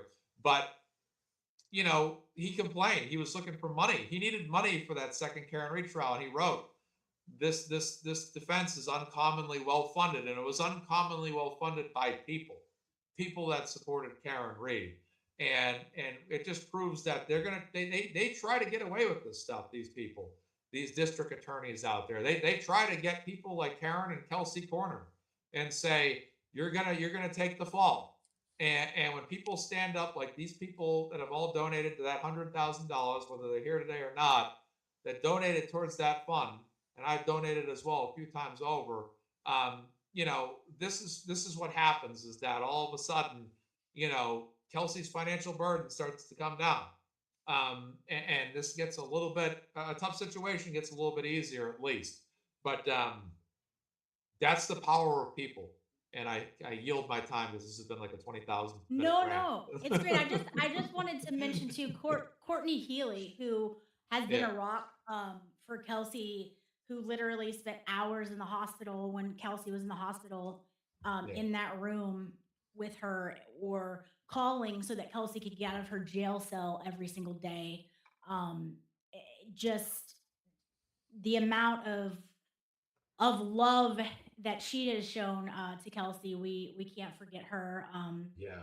And also Melanie Little, who has raised a Yes. lot of awareness and also funds just by talking about this case. Melanie has a way of doing that. She is like such a queen. Just talking about a case, like her chat will just go donate. And so those are just two people that I wanted to just thank because I will forget in 5 minutes. So and also Maza, like this 100K would not be happening today on this stream had it not been for like the 1925 whatever it was of fundraisers that you have done. So that is what Exactly. got us to this too. So you have kind of literally led the way, and it's an awesome testament to like you can have fun on streams, but you can also do something that matters. And if you have a voice or a platform, that you can use it to help change, you know, someone's complete outlook on getting up in the morning, to have literally someone who backs their story and is getting their story out, so that they have a chance to fight that corruption that we're seeing. So just props to you, props to everyone who's been on your streams, and everyone who's donated. It's just a really, really awesome time. And I know that the family and Kelsey are extremely thankful for everyone who has ever even just set prayers for them. That is huge for them. Um, that means a lot. So you can, no matter what your, you know, social financial status is, sharing a tweet on Twitter is getting it out to people. Everybody plays a part. There is no one that is left out here. Everybody can help Kelsey and has been helping Kelsey's story get out there. So just Okay. Oh, sorry. I'm sorry to interrupt no, you. please, I please interrupt. apologize. So the Please. person that donated the 1,200 was not the person on Twitter. The person on Twitter has just actually made the $1,000 donation now. So Kelsey's over $101,000. So there's more good news. Yep. Oh Yep. my goodness. Thank Yep. you.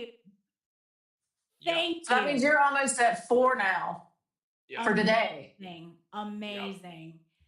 You guys are incredible. And this is listen, like, oh my goodness. Like, I cannot even imagine how good this feels. Kelsey has had to sit there and be quiet. This is her life. Like, this is the hell that she's lived in for the last year. And she has had to sit there and internalize that. And now things are starting to come out with the video, with her side of the story starting to like peek its way through. And now people are like, wait a second, absolutely not. I'm putting my money where my mouth is. And like, it is, I just, this is fantastic. And you guys are all amazing. Thank you for those huge donations. Those are beyond generous. Unbelievable. It's $4,061 now raised on this particular program. That's Incredible. unbelievable. Incredible. Might as well get to 5. I mean, come on, guys. Can we stop here? All I right. think we can. I Yeah. think we keep going. I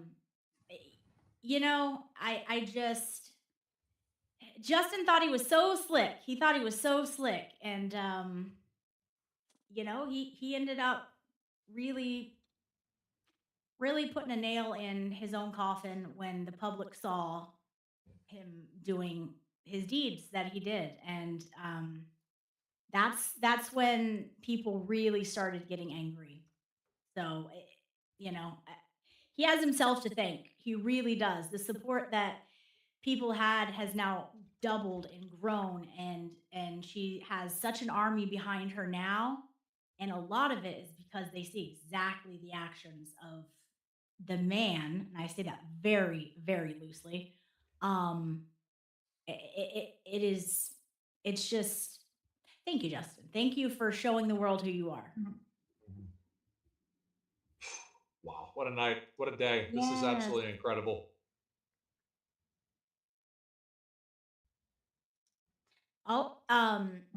I just thank you for everyone who's retweeting the stream too. Like, I think that really helps get the word out too, because like so many people, when you go on YouTube, you have an option to watch so many people and so many Mhm. great content creators.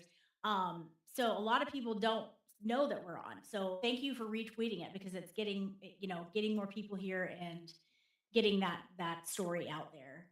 Um, yeah, this is what a great day. What a great day for the community to come together on National Women's Day too, might I add. Um, and say, absolutely not. We stand behind Kelsey and we're here for it and we're not going anywhere. Hmm. Let's see here. Somebody wanted your email address. Maz's? Yours, Mine? yeah. I guess I should set one up for the show. Yeah. It's just my personal one. That's what I do too. I had to create my own massive media email because people are asking for my contact info. I'm like, I don't want my personal email out there. I'm like, let's give them the massive media. I had to create one. So in the last half an hour, there have been a $1,200 donation, a $1,000 donation, a $250 donation, plus a handful of $50, all kinds of donations there. So in the last half an hour, I mean, almost half or more, and probably more than half of the fundraiser total has been received. That's what a run that's been in the last 30 minutes. Absolutely outstanding. Amazing. Yeah. Ooh, Kathleen has tea. I was just gonna say this. Kathleen, are you on Twitter? Are you on Facebook? Are you on Instagram? You can slide in my DMs. Slide it on in, and I will make sure that it gets to the right into the right hands. My Twitter is Lauren Katie at Lauren Katie, and Lauren is Loren. My Instagram is also the same thing, and my Facebook is also the same thing. And to Kathleen's point, when people now are seeing this, right, and maybe they had an interaction with one of the parties involved, whether it be professionally or not professionally, and they see the outrageousness of what has happened to Kelsey and her story, that makes people come out of the woodwork and be like, wait a second. This interaction I had with so and so now strikes me a bit different. And maybe they want to reach out. So, I don't know what it is that she has, but that's what happens in these cases, in any case like this. And I wouldn't be surprised if, the defense team is getting tips like that too, just because that's kind of the nature of these cases. So when people show themselves things, it's generally not a one-off, Oh no, did we lose Maza? We did. I'm sure he will be back. But yeah, so we yes. I don't even know what I was saying. There he is. Information and people, seeing interactions differently maybe once they hear of this story and they see something that happened to them or somebody that they know previously had an interaction with one of these people involved, and it makes them think a little bit deeper about it and think maybe something didn't feel right. Thank you. Exactly. I left on purpose. The stream wasn't letting me post in the chat here on StreamYard, so I was like, let me just hit the refresh button. I'm gonna have to exit here. I just my chat's acting up too. Yeah. So yeah, let's see. Yeah, I don't know what's going on. I've heard so many people saying that they've had issues with their YouTube lately, so it might be that. Yeah, absolutely. Yeah, I just kept trying to post those updates every so often. And that's why I put that test message in there. I'm like, what's going on here with the? He said, can't post this. I'm like, come on. I'm like, let's refresh, leave, and come back in. So sorry about that. No, you're fine. Claudia, how is your foot holding up?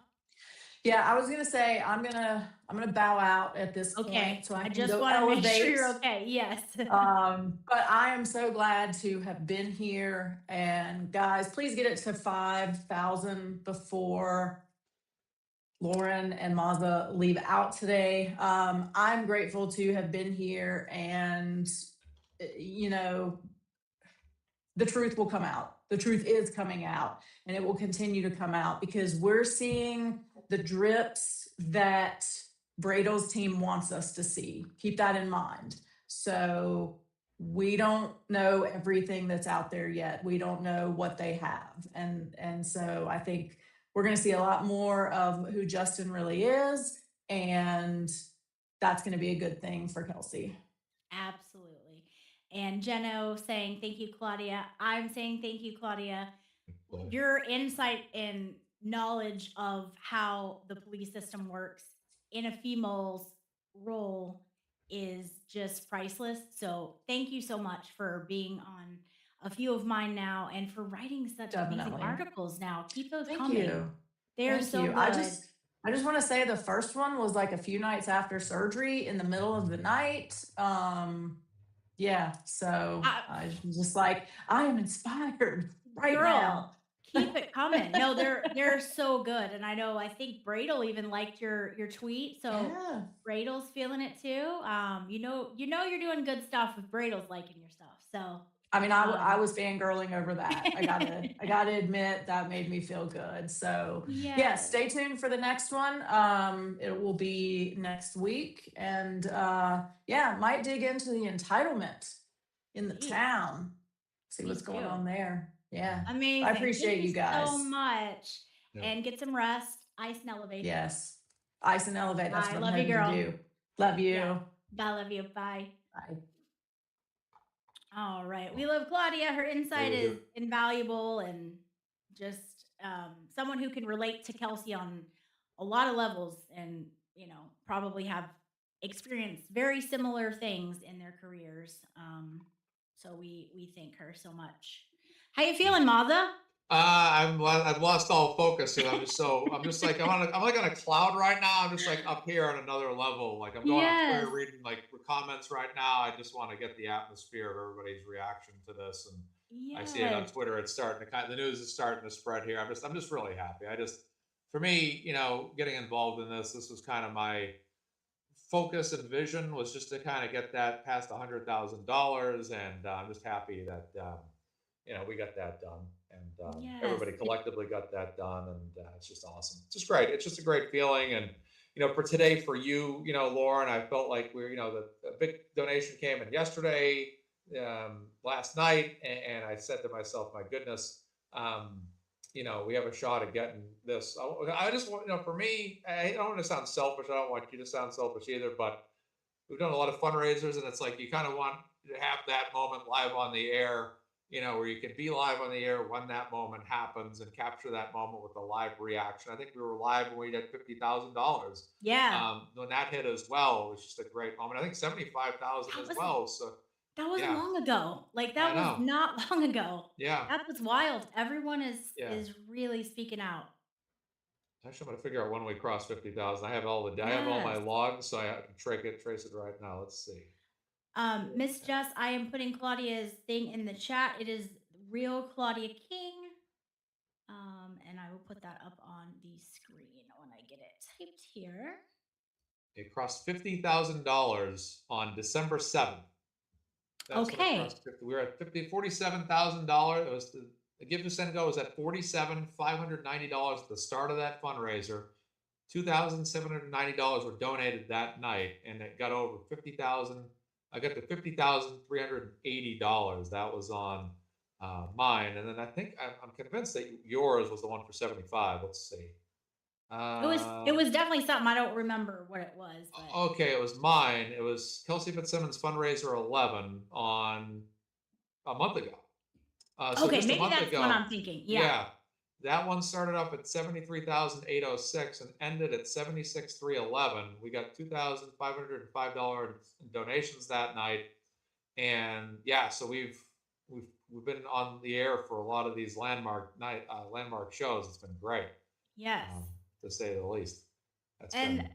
Yeah. I'm trying to put this comment up, but my thing is not cooperating. But basically, I just to go off of what she was saying, it's just a good feeling, like helping people. Like you get a dual benefit from it. It helps someone, but also you feel good when you do something for others. And So if you know you can help, and that's why it's so big that like these people on Twitter are now doing things to make money to get that stream coming, like the beautiful blanket that was made, and it's really just a work of art. You know, to get these things going, because that's something that they have to offer, this art that they were blessed with. So everybody literally just thinking of ways, whether it's Allison with the popcorn, North Shore Nacho Night. Like, first of all, that it seems like a blast there, and they have fun, and they raise a ton of money, and they have done it for so many causes, not just Kelsey's, but Turtle Boys, Karen. I mean, any of the things locally, they are just, you know, doing it. And so anybody can make a difference. It doesn't matter like what you have something that, you know, the world needs, that someone needs, that you have to offer. And just keep doing it. Like the amount of people stepping up for Kelsey is really, it's heartwarming. So keep it up. Looking at some data here from our previous fundraisers, Kelsey's Give Send Go is at $73,000 in the $73,000 bracket as of the 8th. So you had done a fundraiser on the 6th. It was in 73,000. Then the other one started in the $73,000 range. So we got Kelsey's Give Send Go has gotten 23, 24, excuse me, 26, 27, $28,000 in probably a month, which That's is incredible. astronomical. Yeah, that's incredible. Justice served. Justice Yeah. served. We definitely, like, justice served has been there to broadcast hearings that weren't out there. I don't want to leave them out. Thank you for pointing this out. Yeah. Robert. They are out there doing like the Lord's work, getting stuff on film. I know Law Girls Not Attorneys has done that as well. Yeah. Thanks to them for doing that. And then also Justice Serves doing the streams about it afterwards. So literally their entire day is out there trying to get Kelsey's case out there. And Linda and Yeah. Michael are just incredible. So you know, they have done a lot. So we can't forget Yeah. them as well. Absolutely. It's been a total effort. And again, just the coverage that we've seen out there, boots on the ground, starting to become more and more present now as well. As this story I just think this story has gone into hyperdrive, not only because of trial, but because of that videotape that came out. Once that tape came out, that was all over the internet, and it got, you know, the viewers that saw that were a lot of the people that have been outraged about other cases for a long, long time. And just it set off this, you know, like I said, I think on this fundraiser and the last one we did, this is the video, the effect of that video that's just propelled this thing to just an astronomical level. Because what it's done now is it's brought in a lot of people out there that have just been like, okay, what just happened? What's happening? And I think there might have been a lot of people that were confident in her innocence, but now it's kind of got a lot more folks out there now that are like, let's put the dollars down for Kelsey here and help her out. I really think that videotape, like for me, I was someone that joined into this when she, just as soon as she got out of jail. Then when she went into jail, that's when I started to psychologically become invested. And I was like, because I didn't really know much about the story back in September. Then when she was thrown back in jail, that's when all of a sudden it was like, okay, this is crazy. Whatever this is, I got to know what's going on here. But this has been, like I said, there's been so many people out there that have been contributing in various amounts of ways. And this has helped Kelsey's, you know, Give Send Go over $100,000. The donors out there, the people have just done everything they can. It's been, you know, there's people that, you know, maybe not even made a donation, but they're spreading that news. Yes. They're sharing the links. They're saying, hey, there's a fundraiser today, and there's other people that are tuning in. Oh, there's a fundraiser. Let me tune in. Oh, well, let me donate 25, 50 bucks, $5, $100, whatever. That's really helping out everybody. Helping everybody out, everybody that's, you know, part of Kelsey's inner circle, family, friends, whichever. attorneys, defense team, Yeah. which is great. And we have a strong community of people. And when we're focusing on justice, it's been incredible to see what's come of this. And Lauren, I'm happy for you too, because I really want you to get the 100. This show today, I was like, this show today needs to hit $100,000. I want that for everybody today. We were Just so everybody. close. Yeah, no, I think I mentioned this to you not long ago, Maza, like being on your fundraisers and you having me on, like it has brought just joy to my life, and Thank you. it's just been um it's been a great feeling. And so like that's kind of what we decided to do, because trial was gonna, yeah, I think it was like a little over a month out, and I'm like, hey, let's maybe we rotate. We have one every week, because like people's Yeah. like when they get paid, sometimes if they're biweekly, if they're weekly, like that can determine too, like who can donate on Right. certain weeks. And Right. so like just thank you for including me in your fundraisers, because it Mm. has definitely just brought joy to my life, and for something I'm passionate about. I'm like you, I Yeah. can't get in on a case if I don't feel it. Yeah. I can't Exactly. fake it, I can't do it either. Yeah. I can't, yeah, I can't fake it. And I don't have a desire to fake it. So if I'm in, I'm Yeah. in. Right. Um, and I think that's the beauty of this case is we both passionately feel this one. Yeah. Um, and some more people here. Let's see. Yeah. Oh man, the chat is going. Yes, Nurse Kim. Nurse Kim. I can't thank Nurse Kim enough. Yeah. Not only with just her, I mean, Nurse Kim.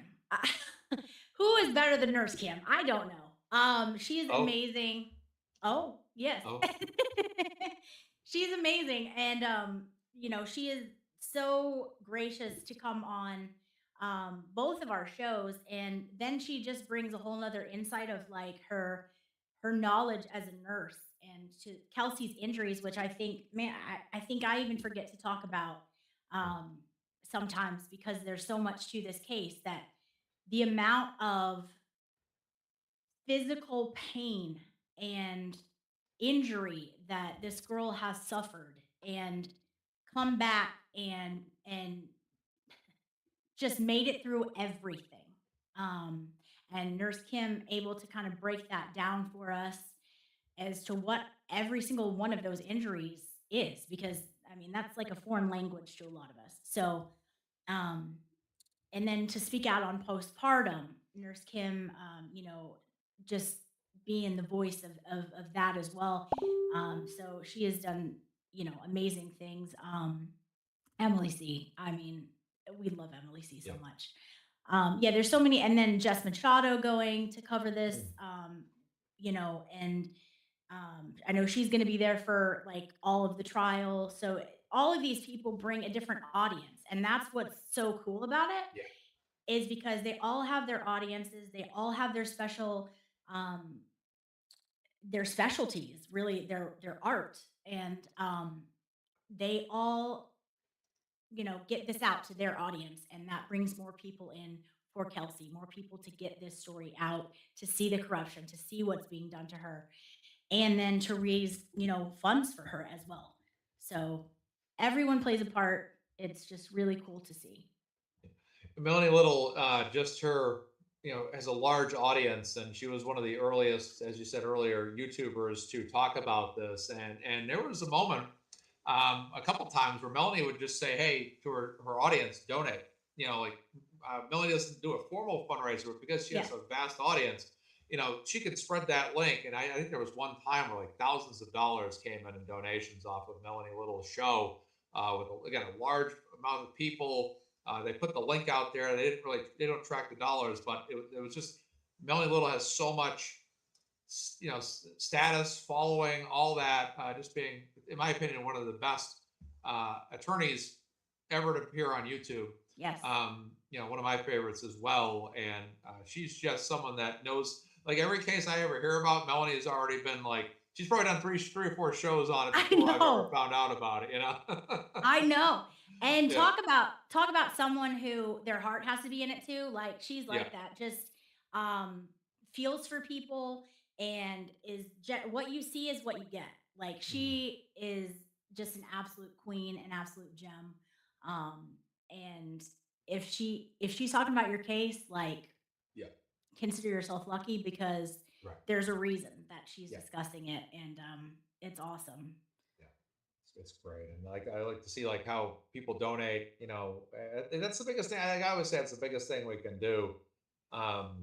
Yeah, Jess just said it. Melanie will not cover something she doesn't believe in. That's what I like about Yeah. Melanie too, is the passion.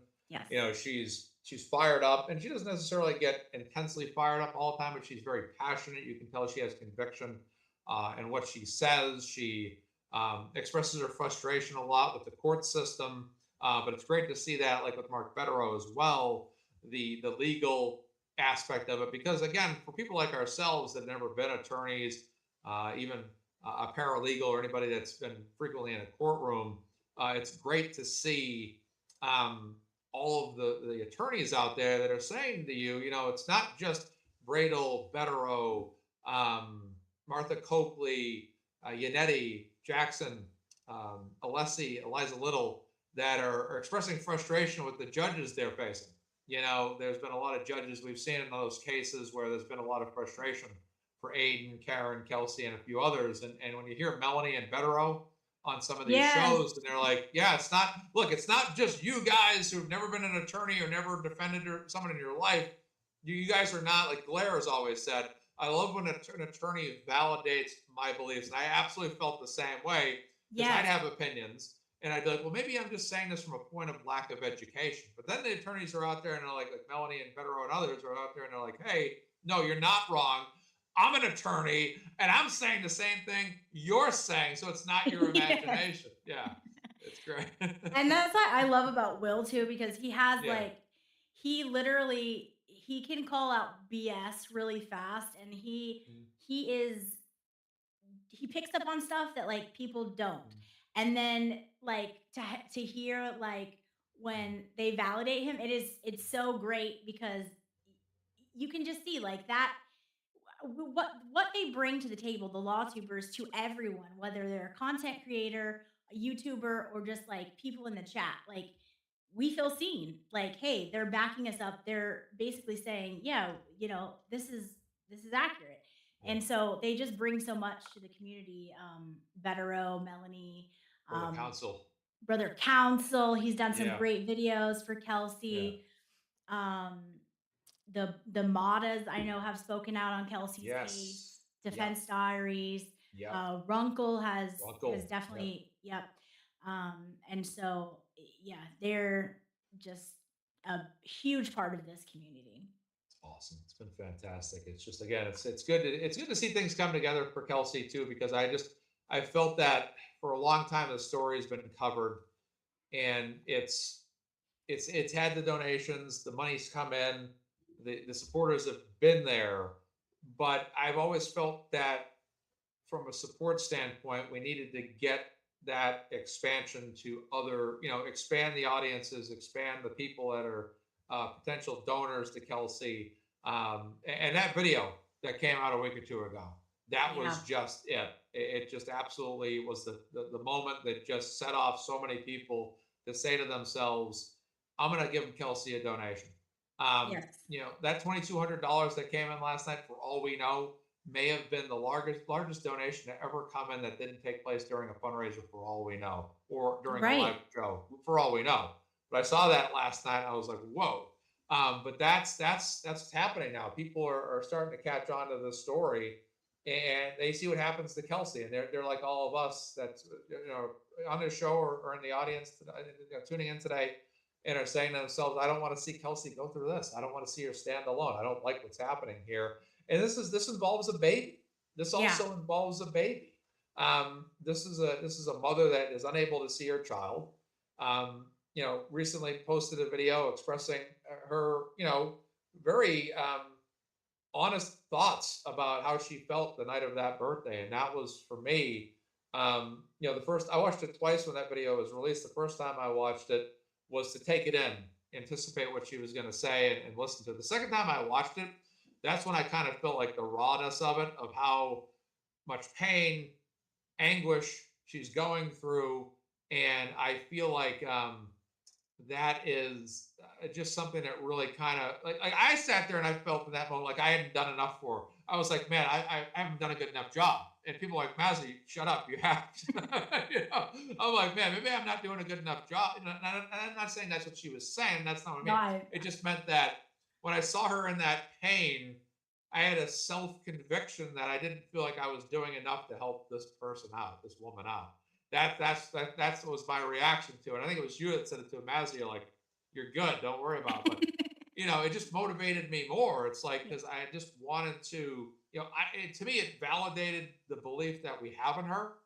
That video, Yeah. and it was a tough video for her to release, but I felt like it showed us the raw human side of exactly what she's going through, and that led to I think a lot of compassion from people to say, my goodness, this is what they're going through. This is what she's going through. And you know, people are probably out there like, I'm new to this case or vaguely follow this case, but maybe they might have said, now I'm going to start following this case too, because of just seeing what she was going through. Because again, at the end of the day, regardless of the trial that's coming up, this is still a woman fighting for her child who has not seen her child. You know, we're closing in maybe over almost 9 months, perhaps. Now, this is a terrible story, and it's a terrible tragedy what she's gone through. But you know, I'm happy to see more and more people gravitating to this to say, I'm going to do something to help as well. And it doesn't matter if it's so little as sharing a link, posting about the story, or donating as little as $5. That's just a huge thing. And gotta love the audiences out there that are they're supporting this, the shows that are talking about it. Many shows beyond the ones we've mentioned, of course, have covered this. So it's been you know, it's been a big thing for a lot of people. But I'm happy for her, Kelsey. Yeah, and that's, you know, it is Caden is the one that is also a victim here. Kelsey, Yes. very, very much so. But Yeah. you know, due to yeah, look at this. Yep. And Mullen Law agree. Yeah, Kelsey is a huge victim. And then also we Yeah. have Caden, and we can't forget about Yeah. him. Like he's a victim on a lot of levels of Justin, in my opinion, using the Voiceless court victim. system. Yes, yes. Yep. And that, who do we feel for more than like children and animals, right? Like they don't deserve anything. And when people do things that are unfair to children and animals, like I don't know about you, but nothing pisses me off more. Um, Mhm. and so Caden hasn't had his mother in his life. He hasn't been able to be in his like her arms. It is an absolute crime, and it is time for them to be reunited. And you know, it is going to be beautiful. And I have a smile on my face just thinking about, because it is going to be fantastic, and it's coming soon, very, very soon. And that day will, like, I you know, we'll all be thinking of you, Kelsey, because my God, you know, like what you've been through, what you've stood so tall for and so strong for, it will all be worth it, because your baby boy will be back with you, and we are all here for it, and we're not going anywhere. You got, you know, a custody battle to fight, and if you want us here, we will be there for that as well. So um everyone, you know, just has felt Kelsey's story, and also her strength, really, and can kind of just really find themselves in that position. Like anyone could be Kelsey with this whole custody battle. You know, this happens all the time, people weaponizing children, and she's really shed a light on that. It's huge. It's huge. It's yeah, it's good stuff. And again, you see a person from Allie from Texas here. It's just again another story that's getting a nationwide attention. And yourself, of course, not from Massachusetts, from Florida, but someone that you know, like you have our good friend, Broken Baker, who was on this Yes. show from Denmark. You know, it's just Yes. great to see the, you know, these cases are not, they might take place in a certain state, but that doesn't mean the audiences need to be restricted to those states. And it's great to see folks like yourself from Florida that are passionate about this, covering this. And look, you know, Nancy Guthrie is another story. I'm not from Arizona, but I followed that story too. You know, all stories are you know, going to get national attention. It's great to see people like that from all over the country and even all over the world that are following this, donating to this. We have a woman from Indiana here in the comments that just posted. Great to see that. Love the Indiana fever. Put where you guys are from. I Yeah. want to see it. I know we had Canada, we had Yeah. New Zealand earlier. Like, I would love to see where you guys are from. Just nationwide support and world support, support for Kelsey. Yeah. And what's cool, like when you said Nancy Guthrie, Yeah. something clicked with me with, the media has mostly left that area because the sheriff has run them out. Mhm. What is cool about our community is that when we feel about a case, we are there and we stick with it. Mhm. So we're not like the reporters to like just go out there and like cover a case for a week or two and then you don't hear about it from them anymore. Like, these are cases that, for many of you, like Maza, it's local, it's his state, and so of course he feels, passionate about that, but also like people from all over watching from the UK, Ohio, Massachusetts, all of these people, New York, so another UK, Virginia. I mean, this is Tennessee, South Carolina, Vegas. I mean, it's amazing. Rhode Island. Everyone, no matter where they are, can sense the injustice that's going on. And so yeah, I mean, we're on it, we're invested, and we're here to support Kelsey all the way. Absolutely. Florida, Florida. Yeah. Texas, Pennsylvania, New Hampshire. It's sounding like Turtle Boy's intro right now. Right, exactly. Yeah, it's like Worcester, Massachusetts. Yeah. Yeah. Yeah. Oh, Brian Enton. Yes, we love Brian Enton. Mm. There's nobody better than Brian Enton in the business. Yeah, and even Betterow. I think Betterow was on one of your fundraisers for Kelsey at some point, wasn't he? Yeah, he was. I don't remember when now, but yeah, he was on there way back when. Yep, for one of Yeah. them. And then that was really good. Good to have him with Yeah. us and helping out and all Yes. that. So yeah, I'm looking forward to my next one's going to be next week. So we're going to be Yes. back for that one. And then Yes, go ahead. Do you know day or time? Please. yeah, announce I'm if you- thinking the 15th. Okay. 7th. So it's pretty much Sunday next week at the same exact time as today. So 4 p.m. next Sunday pretty much is going to be the planned date on that. Unless plans change, but right now we're looking at that. 4 o'clock in the afternoon that day will be a good day to do it. And then there'll be one more weekend before trial begins, and then that's your weekend, Lauren. So Yeah. And Yeah. I'll be doing it. I'll be yeah. don't know what day yet, but yeah, we'll be doing it. Mm. We're committed. We're going. So Yeah. also Meredith here mentioning about the updated Amazon wish list.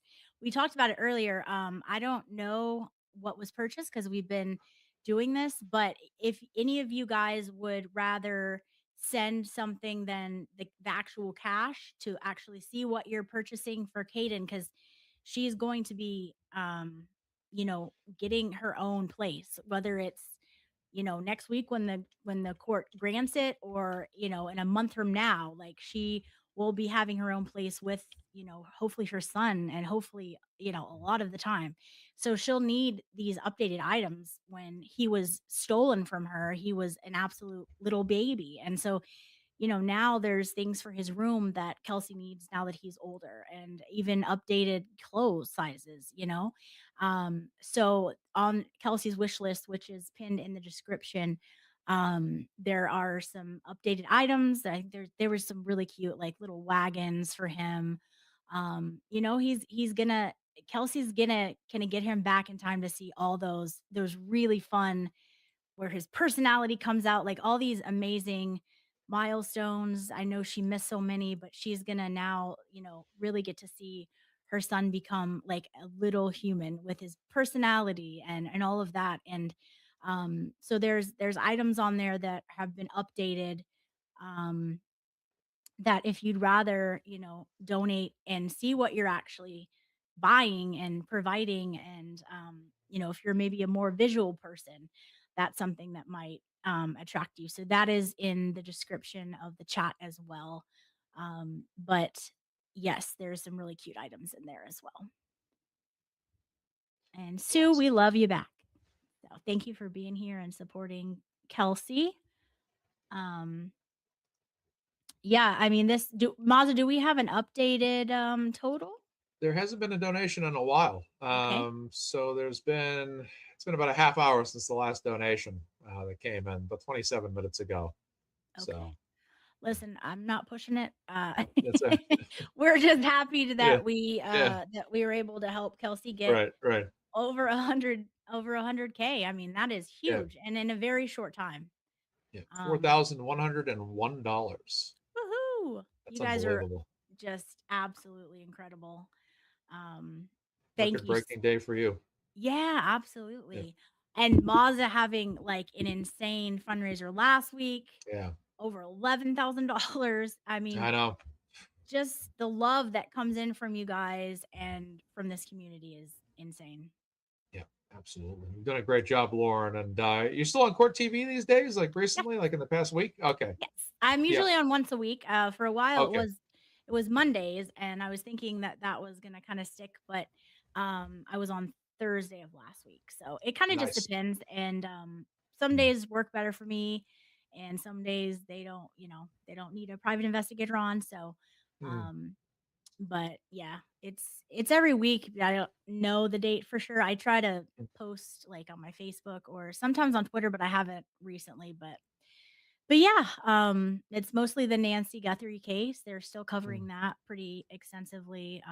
That's a wild case, but It is, yeah. I don't know. That case, I actually, I think it was around day 10 to 12. I think I said that I made a comment, among people that I know. And I said, these cases, if you get to like that 10-day range, it tends to be like every day up to like day 10 has like a strong possibility of finding that person. But then all of a sudden, once you hit day 10 to 12, it tends to seem like all of a sudden it's like, now all of a sudden it could just be 60 days tonight. Yeah. It just really escalates quickly once you get beyond that window of time, which is what's a crazy story. Seeing Savannah Guthrie back at the studio this week as well with their colleagues was powerful, and then the siblings obviously outside with the flowers, but that was a tough situation to see. Yeah, that was heartbreaking. I just I'm sure that it will be solved. I just don't have high hopes with the way that it was handled from day one. I mean, come on, it's almost a little Canton-esque. Like, really, there's blood droplets on the porch, but you're gonna let the media walk up and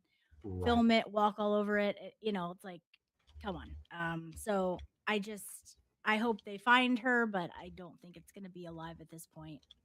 Yeah, that's my concern too, is that it's like I said, they might find more information in time. Like that's what usually happens. It's like a 10-day window for something, and that's what happened with the Boston Marathon bombing. Even with the Providence shooter, it was a situation where they found those individuals in most points in a week, and then, once that time goes on, it can become a 30, 60, 90, 120, 150 day, search all of a sudden where, everyone stops paying attention and say a week. And then all of a sudden 6 months go by and all of a sudden breaking news. Right. They have a break in this case and they found, that's sometimes what can happen. It's unfortunate because I was really anticipating especially that one night there, they were going all over the place, the houses. Yeah. South. I think they went south a couple towns. I thought maybe they were going to find something down there. But yeah, I think this is the sheriff's department was a disaster. I think they should have just given it to the feds. I don't know why they needed to take it over. Just give it to the feds, let them lock down. They had a woman with her dog one day. I think it was on JLR's live stream. I think it was. There was a woman with a dog. And she walks right on the property, right past the front door. And everyone's like, you're just going to let this woman go on the property like that? Or anyone for that matter? Just go right on that property when there could be any kind of evidence out there. Just things that would possibly solve that case. It's a tough situation. We get another donation on here. It looks like $45. Amazing. 25 and 20. So Yay! 2 donations Amazing. came in. That gets you two, all of us two, 4,146. Amazing. You guys are just keeping it coming with the love for Kelsey. It's amazing. Absolutely. Yeah, no, it's just insane the way that they turn over the crime scene like a day later. Like, are you kidding me? Like, Yeah. people have to return to crime scenes all the time. Like, it's happens all the time. You go and you take a second look at the crime scene and Right.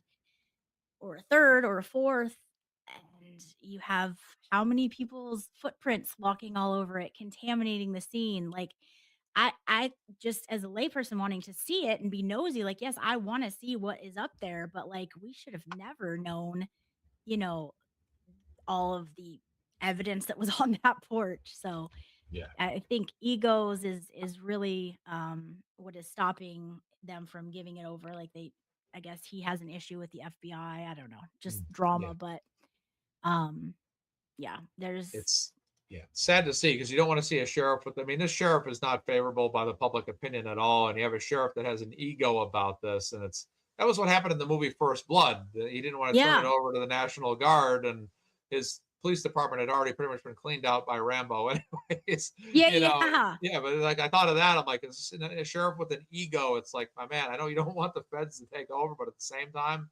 if you can't, it's like when someone pulls in front of you and you're driving, and it's like you're driving 20 feet ahead of you is like a side road, and this car pulls out in front of you.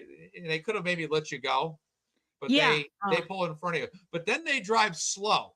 Of course they do. It's like, if you're gonna, my dad used to always say, if you're gonna pull out in front of me, you better be driving at a very good pace, not speeding, not 100 miles an hour, but not a pace that's going to be below the speed limit. Right. Okay.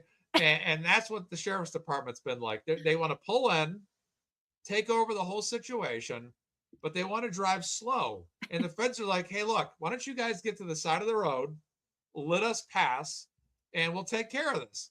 And they're like, in the driver's thing, like, no, we're gonna continue. But look at, they're impeding. I hate to say it, they're impeding justice. They're impeding this being solved. They're impeding the ability for the Guthrie family to have their highest percentage chance to find their mother, who, I hate to say it, she was medicated.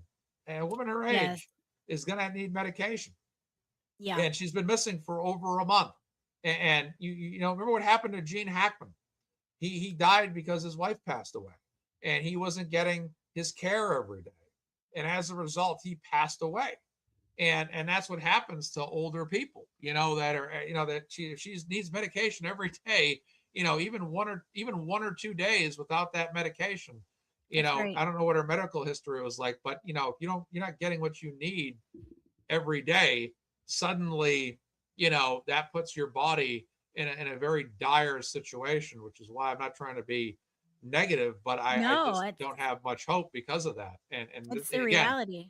If the sheriff's department impeded the feds from having the access to resources that would have solved that crime, they technically have impeded, they've affected Nancy's life. They've affected her family's ability to see their mother again.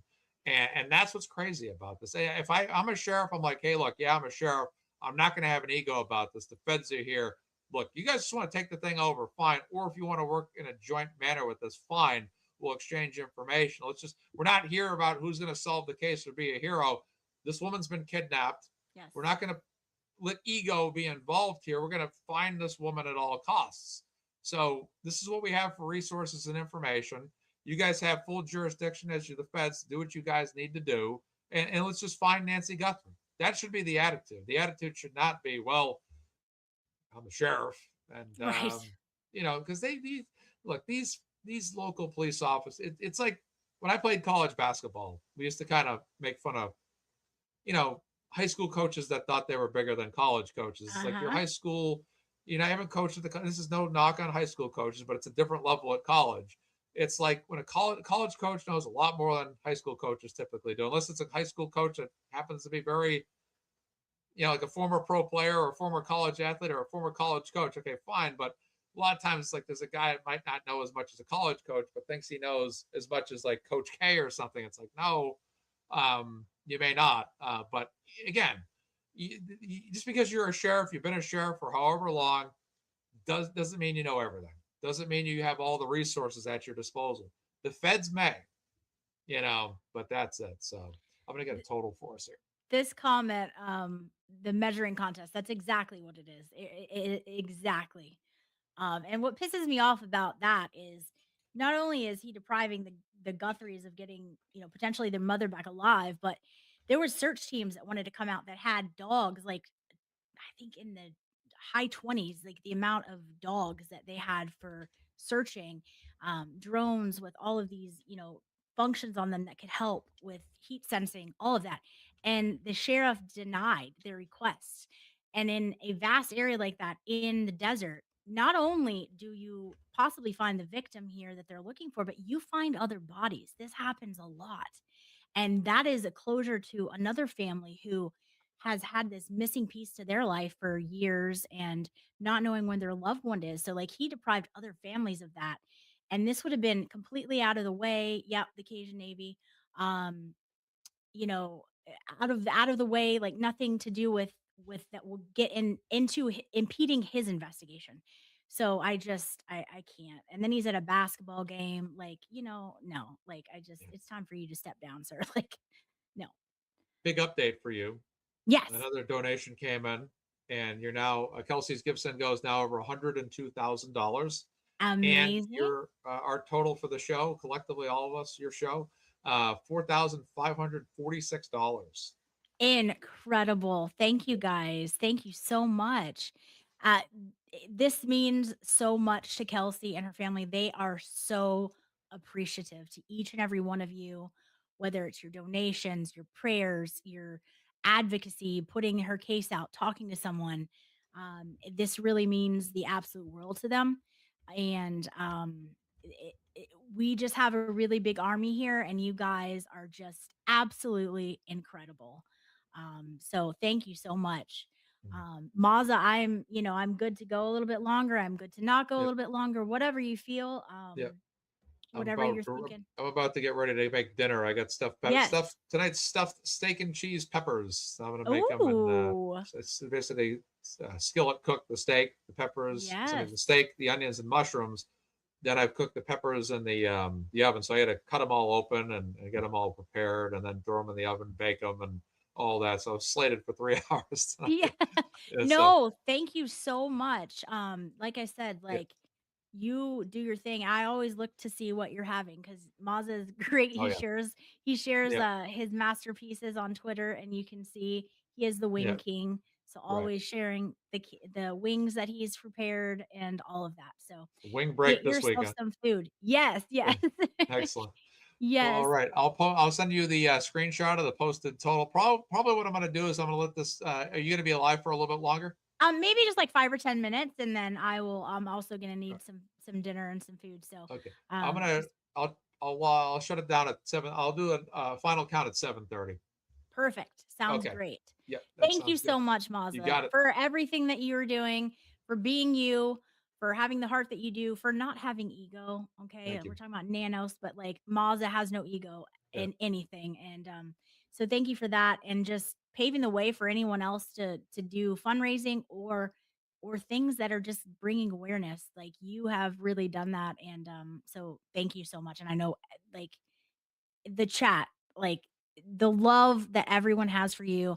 I think you shared with us that your dad, everyone loved him. He was loved by all. I think it is safe to say that you two are just like your dad. Everyone loves you. So thank you so much, Maza. Appreciate it, Lauren. Thanks for your time. Thank you for hosting the show and opening this up today. You've done a lot of great work. You had a pre-show as well. So you had the Broken Baker collab today, and he's a great man. And we all love your guests him as well. Emily C., Claudia King. Love everybody. Love you, of course, Lauren. Love thank you for your show. Thank you so much, Maza. You got it. Everyone have a great night. And thank you for everyone that donated to Kelsey and participated to make this event such a great success. I'll just plug my show if you don't mind.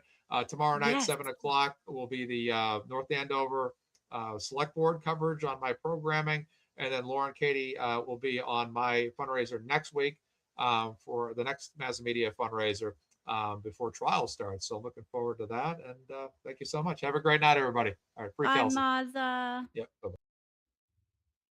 All right. We love Mazza. How much do we love Mazza, everyone? He is just an amazing man, an amazing, kind soul. Basically a testament to there's not just Justins out there, right? There are Mazzas out there, and good men out there. So we thank him. He is a rock star, and we're so lucky to have him. Kelsey's so lucky to have him. Um, and I am lucky that he has included me on the fundraisers that he did, and he's just great. So thank you so much. All you guys, I'm blown away. I know Kelsey's family is blown away by the support, and you guys are incredible. This is all because of you. Like Mazza can only do so much. He can only platform the fundraising aspect so much. I can only have, a certain amount of shows. It's you guys. Like it is literally you guys, this community. And you did it with Karen Reed. You did it with so many others, and literally, yeah, Scott bring it. Maz is not here for the drama. He is here to get down to business. And also, Scott's boots on the ground out there all the time. Scott, purple looks good on you. I saw you in that hoodie. I don't think we didn't see you. It looks good on you. And Scott always out there, boots on the ground for Karen, always, and also now for Kelsey. And just a rock in this community as well. Um, but yeah, you guys have done this. You have brought I can only imagine so much joy to Kelsey and her family and appreciation. You guys are incredible. Every single thing. Yes, let's see here. Yeah, Glare, he is also one of the top fundraiser in this whole movement. He literally he blows me away. He can have a fundraiser in like 2 minutes and have like $15,000. He's incredible. There is so many people, that just not to speak about the drama, but look, it happens, right? Not everyone's going to love each other. Not everyone's going to be best friends. It's life. But there is still a community here. There is still people who, support people. And hopefully these fundraisers are kind of a, I don't know, like a good testament to that. Like there's still a community, and there's still people who come together and really are here to do some actual work, and care about people. So yeah, it's like siblings. Look, people fight. You're not gonna always like everyone, and it just happens. But we do have a good community, and a oh, thank you so much. Yeah, we have the best. And that's what I love to see is like creators. And I think Jess Machado also a very good example of like building other people up. If you watch her show, there's many people who have come out and had like Cyber Chick with her channel and Funeral Lady, and Jess like wanting to help them and promote them. Um, and they just so happen to be women, so like strong women helping other women. I love that. And so that's just something like we can't go wrong with that. Like karma's a thing, and like I think you either bring good karma or bad karma with your everyday decisions. And so like if we can support other people and really team up and be there to push them to do better, push them for success and all of that, instead of tearing each other down or whatever. Like that's where the change comes in. And we all fall short, we all whatever. But if our overall message is positive, it's helping people, then that's all we can do. And I think Mazza just does such a good gives everybody such a good role model. Really, I know we're all grown ass people, but he really does. Like he just doesn't have time for it, and I love that about him. And I know all of you guys do. I mean, whether we enjoy a drama stream here or there, uh we also have so much love for Mazza because he doesn't do that, and it's great that we can love both, right? So um it's great. But everyone brings something so different to this dynamic of this community, and everybody has a place, and everybody brings something to the table that someone else doesn't, and it's all great. And there is room for everyone. That's what is fantastic. And there is room for different cases to help others, to help new people. Um, and so yeah, and I this is a long one, so I haven't read it, but just Scott being out there all the time, he's on boots on the ground, no one's perfect. That's the overall sentiment from that, and it's so true. Um, and Miss Jess saying, "Don't forget to hit the like button," and I don't do that enough. I need to probably start pushing my channel a little bit more because I never do that. I forget. Thank you, Jess, for reminding me. I need the watch hours. Apparently, I know that we have enough subs to like get everything going, but I guess the watch hours, and so I don't really know much about that. But um rewatch the video, share the video, share Baker's stream. He was kind enough to be like, hey, let's stream it from yours so you get the watch hours. And so go make sure you like his stream and retweet his stream. Baker is one of the kindest humans you will ever meet. Him and Mazza both heart of gold. And so go like that stream. I was on that stream before our fundraiser show today, talking about also the Kelsey Fitzsimmons case. And so, oh, Lauren, I'm so glad. And I see you in the chat, your picture, you're gorgeous. I'm like, we have my name. So I'm automatically like, oh, another Lauren. And you're adorable. So I always notice you in the chat. Plus, I think you're pretty funny, if I'm not mistaken. So I'm glad that it was an organic reach and happy to have you here.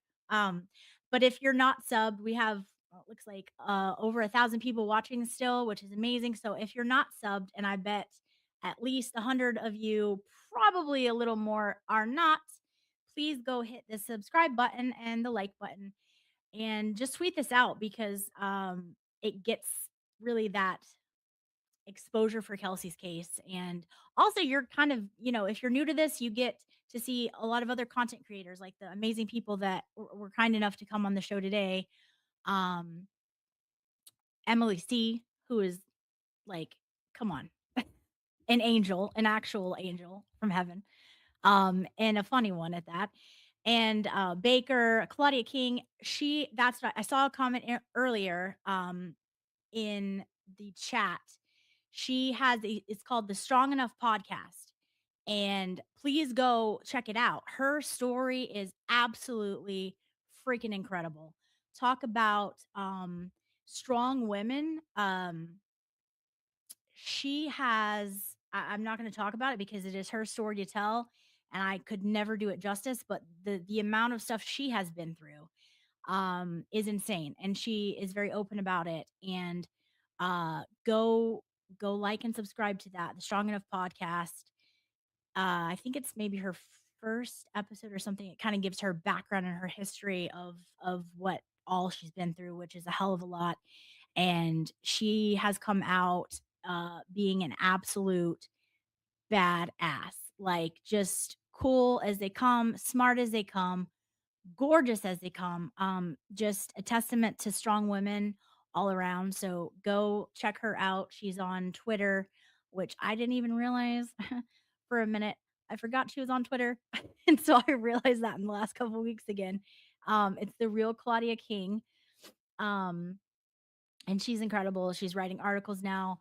Lauren Mullins is writing articles now that are beautiful and just beautifully written.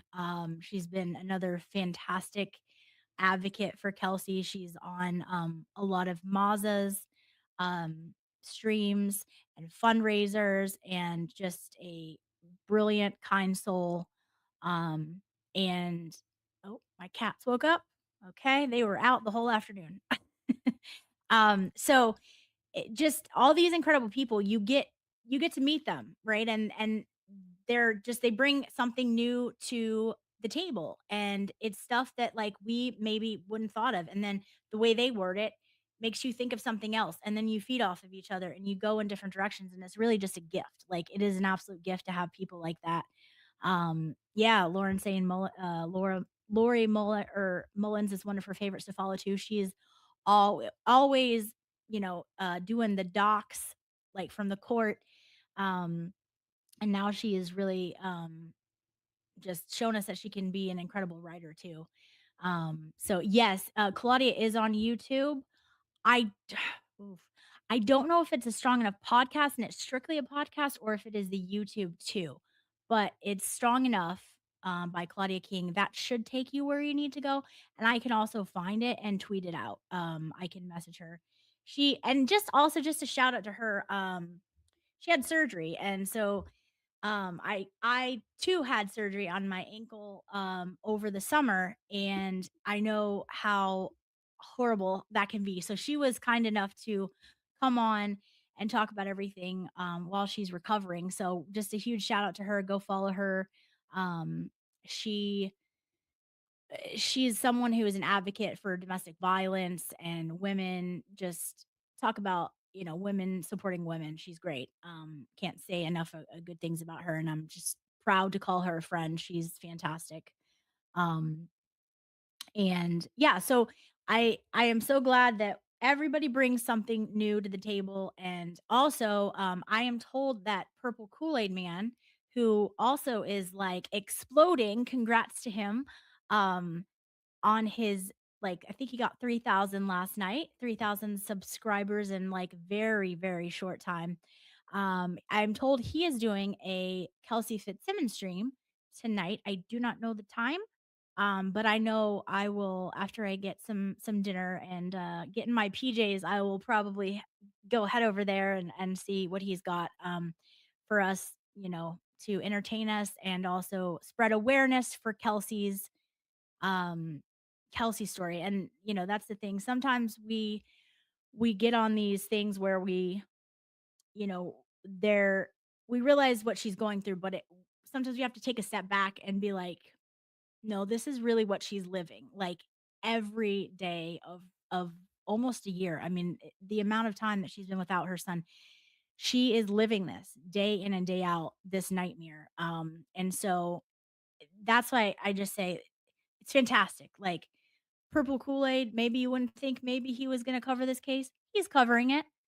I mean, everybody, please, this is everyone's case because Kelsey's story deserves to be out there, and it's fantastic. So anybody who wants to give a light to Kelsey should absolutely do so. And so I can't wait to see his presentation, his YouTube presentation tonight on that too.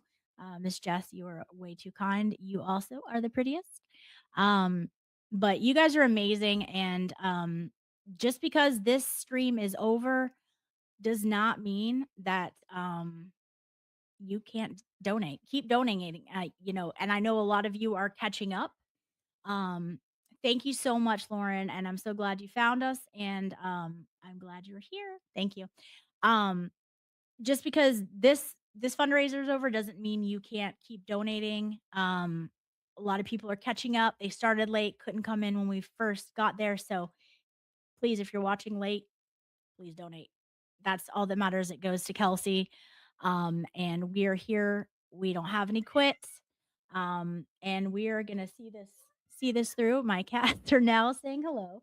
Um, so we love you, Kelsey. We stand behind you, we believe you, and we can't wait to see you walk out of that courtroom completely exonerated and then go get your son.